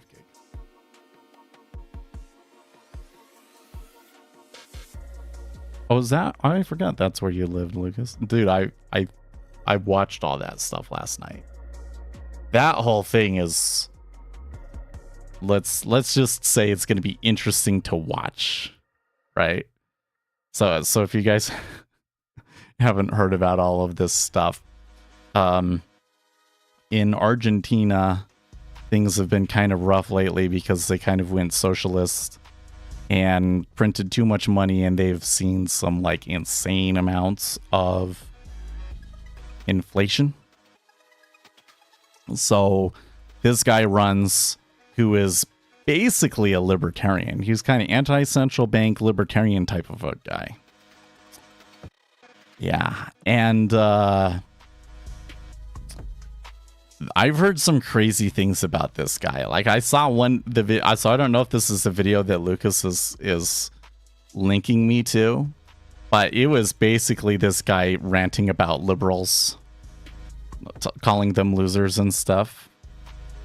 Yeah, oh my gosh, yeah. There's gonna be language. Shove it up your butts. Oh my gosh. He's like, he just seems like a crazy guy to me. So I was reading, so in the Reddit thread about this, I'm like, okay, so what's so bad about this guy exactly? And they were like, well, he believes that his dog is like giving him revelation and telling him things, and that he's seen like he's seen Christ's resurrection multiple times and all of this kind of crazy stuff, right? Now, these are like all just allegations that he hasn't addressed. So like, I don't know if they're actually true. It kind of sounds like crazy stuff that people maybe had made up that's just being reshared. But like, then you watch the videos of him just screaming and just being like all out kind of a crazy person. So like the whole thing is kind of wild. But like, here's the thing. So what is it that he wants to do? Well, he wants to de-dollarize and significantly reduce the size of government and reduce the number of government agencies. Or sorry, not de-dollarize. They want to basically they'll get rid of their currency and move over to the dollar. So that alone will probably benefit the country. Yeah. That alone will probably help them. So it's going to be interesting to watch, because I think that overall he's probably going to make things better there. But it seems like a crazy person to me. Seems kind of crazy to me. This is the result of decades of stimulus spending, soaring wild inflation, and increasing poverty. Well, I read that like 40% of people are in poverty now from this. Yeah.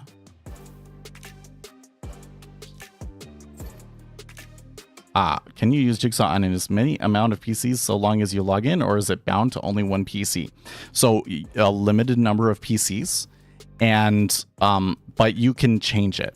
So there's a place on the Jigsaw website where you can go in and it will show you what computer your license is attached to, and you can say, I want to detach it from this computer, and then you would go and install it on a new machine. So like, it's not a problem if you switch machines, but it is a problem if you want to try and run it on 3 machines at the same time. And I think there's some leeway. Actually, I can look that up probably.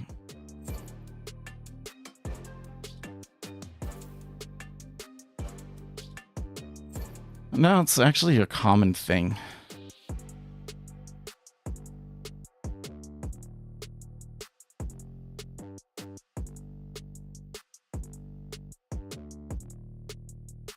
Yeah.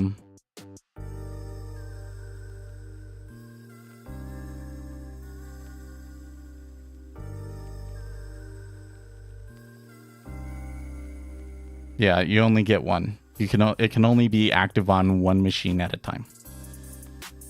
but you can detach it from that machine and switch it to another machine anytime that you want. You just have to do it before you uninstall, I believe.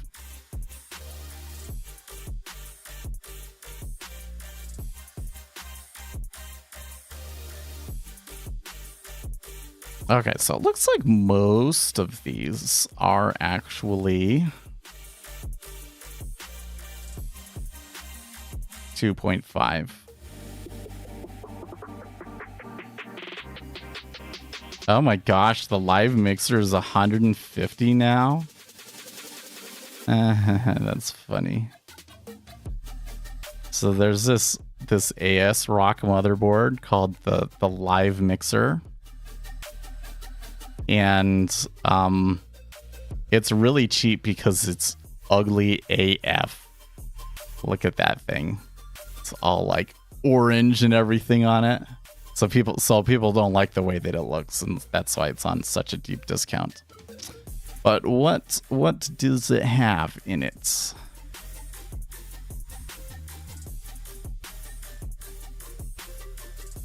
Well, it's got 4, 8, 12.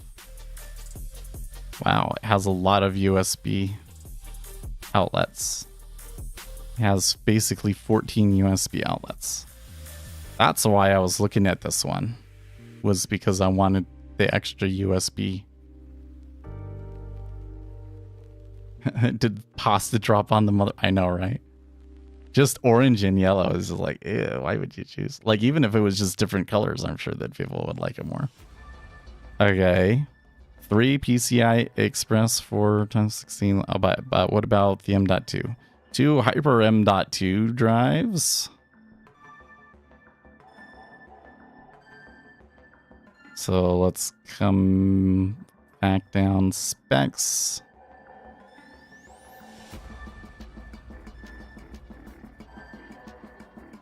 Oh, if M.23 is occupied, PCIe 3 will be disabled. That's good to know. So basically you use that third PCIe Express lane for M.2 drives, right? So basically what it's intended for.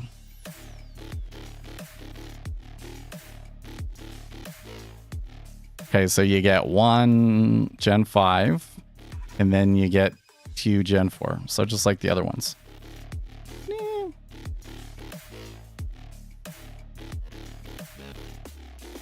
Well, I think I will keep that one up because I may just get that. Because with the case that I'm going to be getting and everything, you're not going to be able to see it.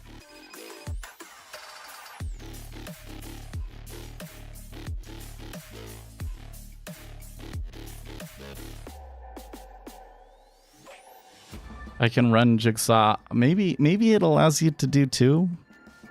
I could be wrong.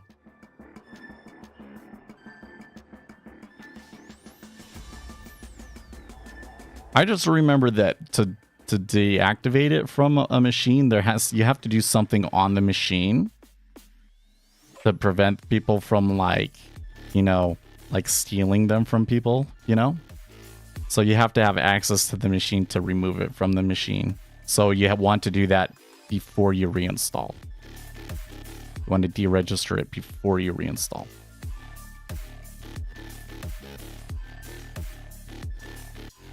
Yeah. That's all I remember. It's been a long time, okay? Like, I've had Jigsaw since 2016, and I think I built a computer in, 2017 or 2018.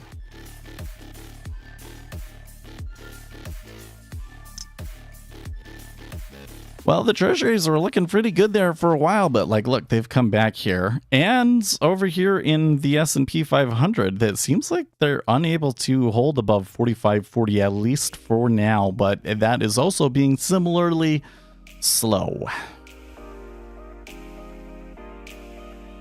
You know what? I kind of hate shopping from motherboards because there's just too many choices and it's kind of hard to differentiate them sometimes.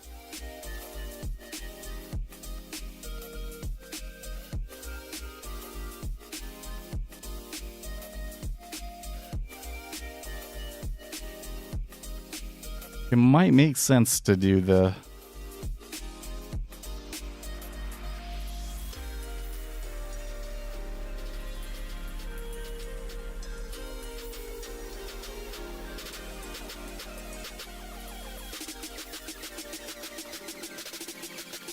Oh, this one said that it had two, that it had 10 gig, but it has one 10 gig and one 2.5 gig, so the Newegg had it in the search wrong, I think. I don't know, man. For $350?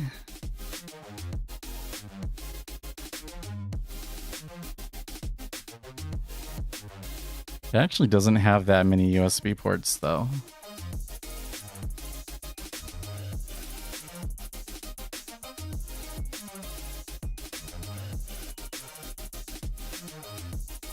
Basically got seven USB ports plus 3, so it has 10, but 3 of them are USB-C types, so that's not actually that good. So I don't know if that one will actually do. I do like that it has the faster LAN. Okay, when was I looking at this one?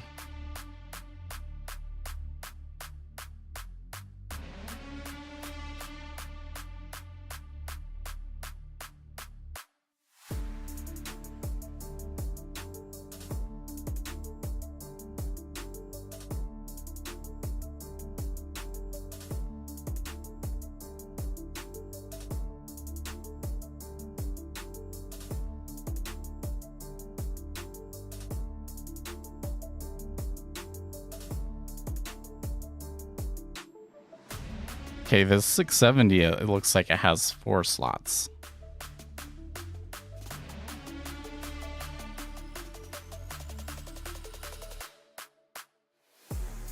What about backports?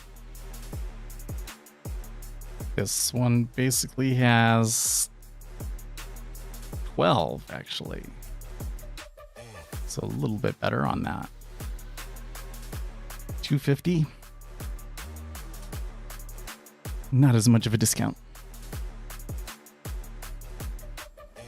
I do think I would maybe like that one better than the ProArt.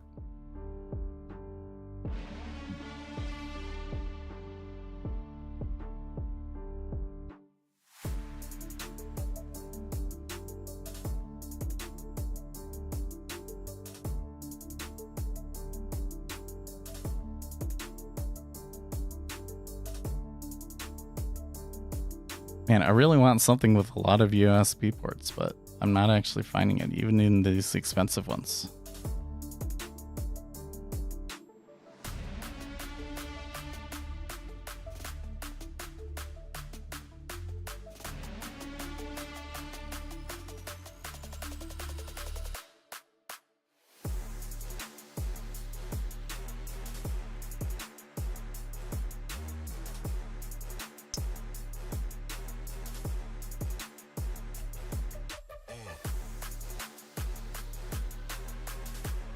I'm going to close that tab.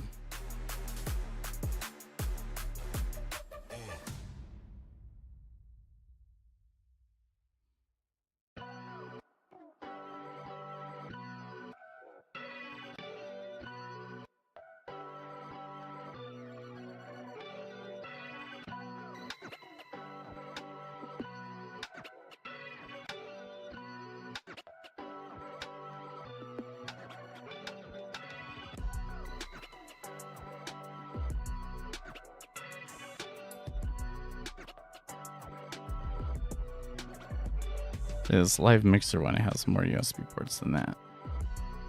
Combo up. Yeah.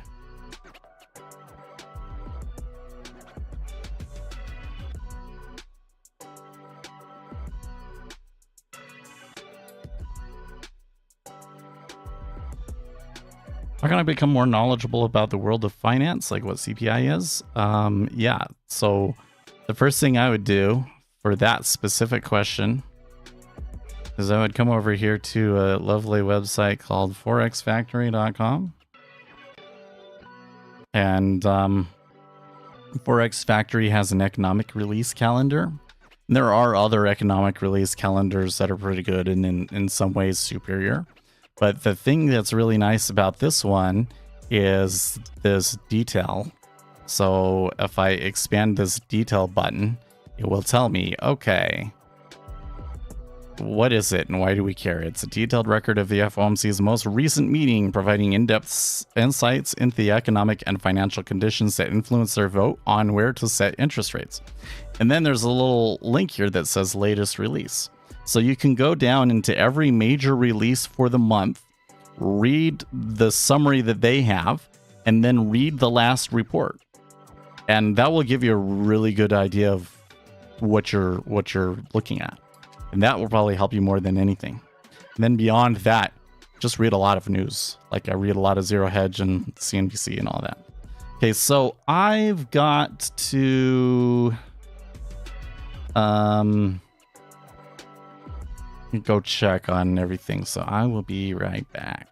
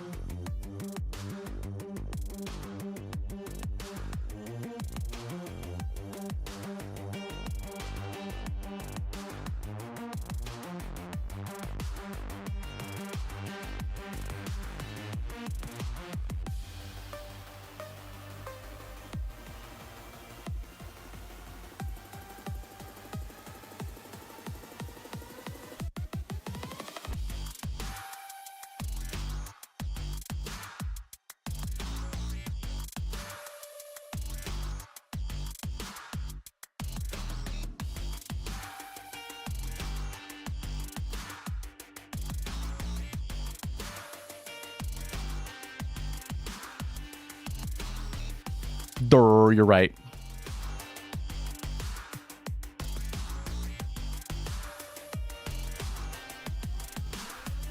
So I was thinking about King asked, this might sound dumb, but it's actually like the smartest question you can ask. It's the most important question you could ask. And it's a hard thing because a lot of this has to do with just reading what the news is and then watching how the market reacts to it. And it takes years. After a year or two of watching this, you'll have a pretty good idea of how things tend to go. And during that time, your mind is building all of these mental models and neurons are making connections. So it takes time. You just have to. So that's one where you just kind of got to trust the process. Read. You got to do your reading every day. Read all of the economic reports every day. Every one that comes through. And that's how you'll learn that stuff.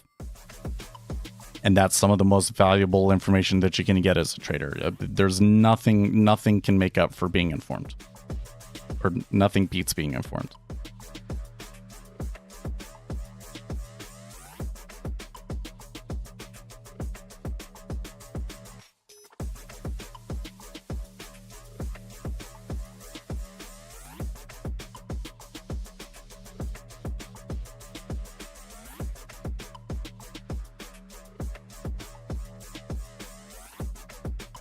Any tips on learning to read the DOM effectively? I'm a newbie and it seems overwhelming.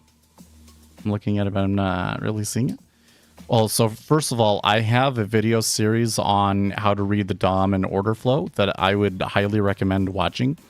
because I think that I can give you some insight into how to kind of approach this that will be really valuable. I think one of the key things is to understand like the stylized behaviors, what actually happens in the market, and why the limit order book leads to these behaviors.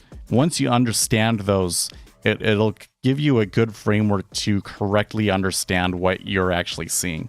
Because like you're seeing all of this stuff, but it's like, what do you actually pay attention to, right? Well, what I'm usually paying attention to is how much it takes in order for price to tick and how the liquidity reacts to that. So if I get into a spot where it's only 200 contracts to clear and they're hardly ever putting any contracts at that price and it just ticks back and forth across that, that's usually a liquidity hole. Usually that means that we're going to stay there for a while. Versus they're taking every offer, everything that's on offer. 2,000 is there, they buy all 2,000. Then they buy all 2,000 at the next, and it just keeps going, and that's a trend, and somebody's buying everything that's out there, right? Once you understand those dynamics, you can correctly interpret it. Because what you're kind of doing is you're building a story in your head, and you're saying, oh, okay, it's dead right now, or somebody really wants to buy this. Why are you seeing such a huge imbalance in market orders? Imbalances consistently buy between market buys and market sells. What is that all about? Because without that sort of stuff, you can kind of construct whatever story you want, right? You'll say, well, there was an iceberg here at 5,000 there was an iceberg of 5,000 contracts here. So what does that mean? Does that mean that there was a wall and they busted through it? Or is that going to hold? Well, that's kind of hard to sort out, actually. We don't actually know. But we kind of know the stylized behaviors. One of the things is that a really big transaction like that could create a liquidity hole and keep price there. And so that's actually the thing that I'm paying attention to there more than anything is, this might be a spot where they kind of get stuck. So I might want to take my profits there if I can. If I've already caught a good winner, might want to take my profits there. It's those sorts of things that you're going to get from that series. So you watch that, and once you know that information, then you can sit down and watch it, and since you know what those stylized behaviors are, you can kind of interpret what you're seeing a little bit better. Because what happens is people just read the DOM and then they see some pattern and they say, I see this pattern and it bought that time, so that must mean that when I see this pattern I should buy. And so then they turn that into a trade and it stops working, and then they're like, what the heck? And it's confusing and frustrating, and because ultimately you're like trading a random line, right? How do you know that behavior that you're seeing is actually a statistically significant thing? Because we as humans are not capable of seeing enough data to actually really see the real statistical properties, especially when there's like fat tails involved, right? But if we already know some of the proven things that are proven statistically, and then we can interpret based off of that, that saves us a lot of time. That saves us, we're not building on things that have been proven wrong, essentially, right? Because ultimately, again, all of this stuff involves neurons making connections, right? I'd say it takes about 6 months before the system in your mind to even like really interpret efficiently all of the changes that you're seeing is even there. So, during that time, your mind might be making new brain cells and making new connections between cells, right? It's developing a neural network to be able to interpret that thing that you're seeing. And if it's kind of a little bit random how it builds that network, right? But if you have guidance, you have some things that you already know are stylized behaviors that are proven. And I have 5 of them in one of those videos. But you go through the whole video series, you know what I'm talking about by the end of it, right? That can guide your brain as it constructs that network so that you create a better network. You'll get along faster. So there was two things to get from that, right? One was watch my video series, but the other one was that you will have to sit and watch for a long time, and that it's very common to feel discouraged and like you don't know what you're looking at, or you're not seeing anything in the beginning, because it takes time for your brain to adjust and develop that framework to do things. You know, this is a lot like weightlifting. Olympic weightlifting is a sport that people spend years practicing. The people that are the best at it are people that start when they're like 3. That's why US isn't very competitive in this sport, because in Europe, you got all these people that start when they're 3, and that doesn't happen in the United States. But I'll have new people, they'll come in and they'll try it for a week, and after a week, they're like, you know, I really suck at this. I'm not lifting it very good. And it's like, well, it's going to take time. Like, here we have our goal for today, and we've done this thing today, but it takes time because your brain is making new connections. You're building new muscles and adjusting muscles and stuff, and it just takes your body time to adjust to that, right? And day trading is the same thing. We think because it's primarily a mental thing that I should be able to just give you all of the information that you need, and if I was able to absorb all of that information in at once, then you would be able to do it. Okay, so like this whole fantasy from the Matrix, where you just download how to do Kung Fu into your mind, and then all of a sudden Neo knows how to do Kung Fu, would not actually work, even if we had that technology. Like, we might have the technology to get the information into your head, but you don't have the technology to just automatically create a bunch of brain cells and connect them together. Right? That's a really crucial part of the learning, is the neural network that your mind builds as you're doing the activity. And that means you have to come in and consistently do it day after day and for a long time. And yeah, it also, by the way, it means that the younger you start doing this, the better. Like, if you're already in your 50s, and you want to start, that might not be, because you don't have a whole lot of neuroplasticity at 50, right? Something to keep in mind.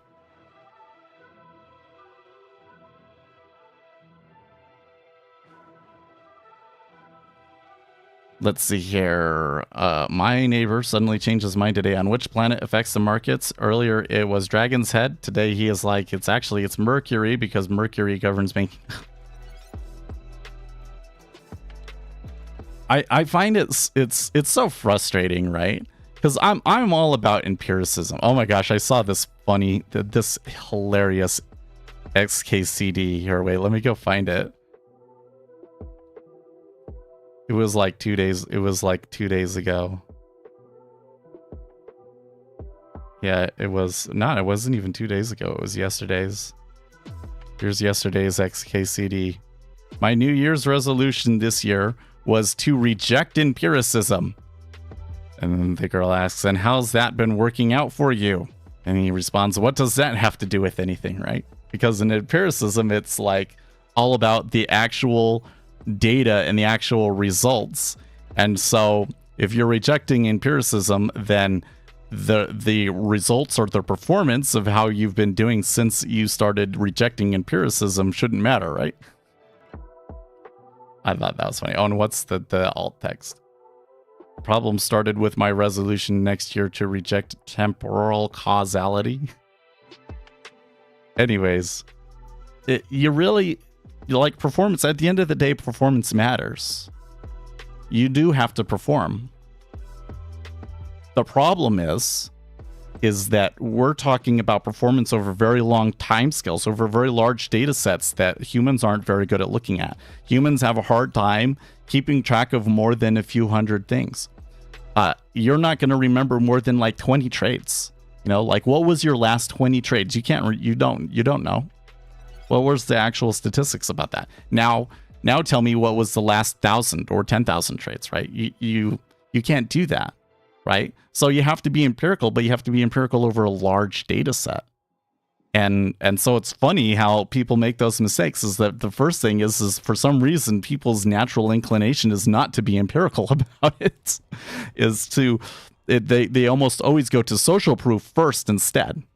That's the human's favorite shortcut is social proof. Who else is doing this? And let me just copy them. That doesn't work because it's a competitive game. Okay, so you got to be empirical, but then when you're empirical, you've got to go about it on a large data set. So, you know, if we're talking about a strategy and I don't have like 5 years worth of history, then I probably haven't proven a whole lot, right? And instead, what people do is they trade for a few weeks or a few months and see how they're doing, and then they determine how that strategy works, or you know, they make all their conclusions based off of that when we're talking about something that's measured in 5 years or more. So it's pretty frustrating to me to watch how the average person approaches this stuff. And yes, I knew a guy. So one time I went into this, it was a local broker in Salt Lake City. I think they still have an office downtown. And there was this trader, and he traded during the Japanese stock market craze in the 80s. And he showed me these charts that he had done because they didn't have the software back then. So he had to draw it all out on graph paper. And so he did it. He drew the price out every day. And he had these charts that, like, if you folded them out, they would go across the whole room, because you'd like take graph paper and then you'd get finished with that. And so then you'd have to tape another piece of graph paper to it. And it just kept expanding and expanding. It was absolutely nuts. And on that paper, he showed me his greatest trade. And the entry for his greatest trade was a moon phase. It was based on a moon phase. And that was the most money that he had ever made. But you know what? He didn't use that anymore. He didn't think he ultimately decided that it didn't work and just started trading other people's money instead. Basically, he didn't have to determine what was going to go up or any of that. He was just processing orders for other people. And that's what he did, because all that technical analysis was ultimately useless to him when the Japanese stock market crashed. He lost it all along with everybody else. Crazy stuff, right? But at the time when he was doing it, he sure thought he had evidence that moon trading worked, right? That people's behavior was somehow tied to cycles of the moon and stuff. Hey, it's not a crazy theory, right? I mean, I don't think that's as crazy as a flat earth theory as crypto tech traders saying sounds like flat stuff. You know, could moon phases affects people's behavior? It affects lots of animals' behavior. So maybe there's cycles with humans. Could that potentially affect the stock market? Sure. And I bet you could probably create a study that would say, hey, yeah, actually, the best time to buy is during a new moon, right? It's just your sample size is too small. So you think you're being scientific and empirical, and you're really not, because you just don't understand the statistical consequences of fat tails. I mean, you get werewolves and vampires during the new moon. So there, yeah. You have a set of data which is going back 100 plus years, and set B, which is data going back about 50 years, which is a better data set. Oh man.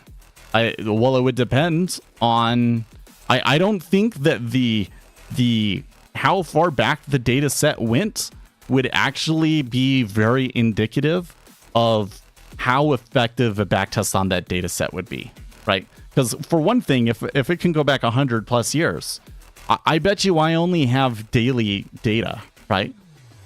So if I'm going to do like intraday trading, this is not even going to tell me anything, right? Might not tell me, I might not have volume associated with it. There could be plenty of things that I might need that aren't in that data set, right? Could also be that the instrument is drastically different now than it was 100 years ago. So does the behavior or what it did 100 years ago actually matter? You know, it's kind of weird.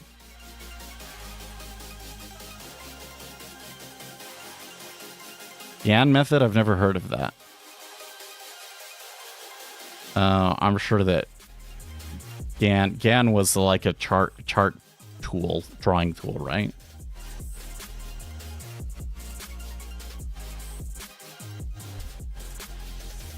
I mean, All other things being equal, I would prefer the data set that's larger, but you have to realize that there is a limitation in how far back things are applicable, you know? Like, I personally, if I was trying to do HFT, I don't know if I would see much of a point in trying to backtest beyond 2008. The market changed so much in 2008. Maybe I'd say even 2010, 2012 now might be as far back as I might go. So there kind of are some limitations.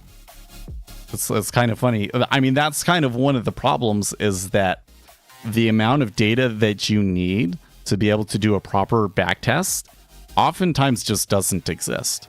Because you could say, like, oh, okay, like if I wanted to backtest doing micro treasury yield futures, right? Well, I would need to backtest specifically on micro treasuries yields and what the book was there to see if I could do something, but they haven't been around for 5 years. So I won't be able to backtest that, right?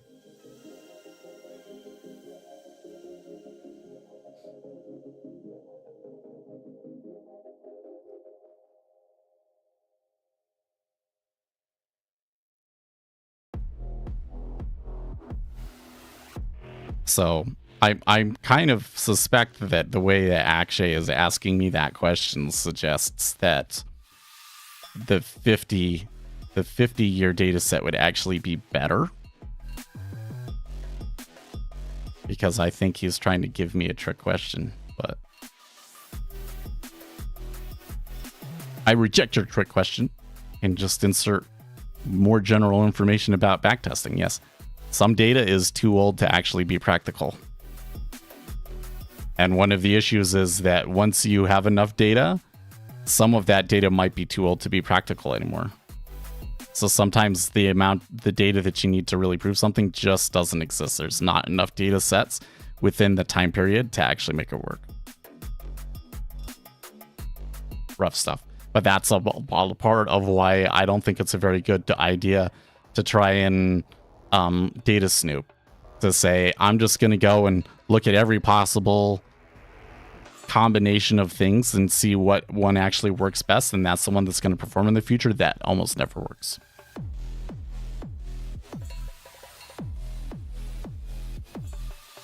That wasn't a trick. I was just wondering whether I should backtest GE stock or Apple stock. Well, if I was going to backtest something and try and make conclusions about the market in general from it, I would probably pick Apple. I would probably pick Apple because that's like the most active ticker right now, right? And it is like that. GE changed a lot. So GE has struggled the past few years, right? There was a period after 2008 where they rebuilt themselves, where the stock was actually, people liked the stock and it was doing well. But then it kind of crashed in 2008, and it's not the same company as it was before 2008. So I don't think that what you would see on GE like 100 years ago, I don't think that would be very telling. On the other hand, if it's something like more general, so for instance, if the backtest that I was doing was, are stocks more or less volatile during a bear market, right? Then I would think that you would be able to see that in both data sets, right? And you would have more data points in GE to show that. Yeah.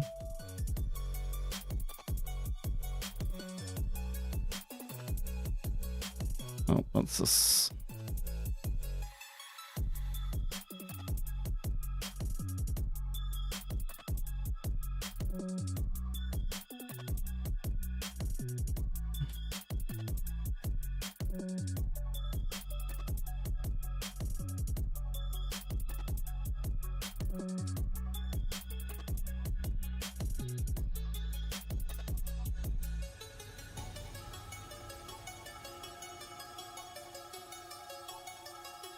Well, I'd say it's about time for me to get going. Anyways, I do on the PC thing, if you guys have suggestions, send them to me on Discord.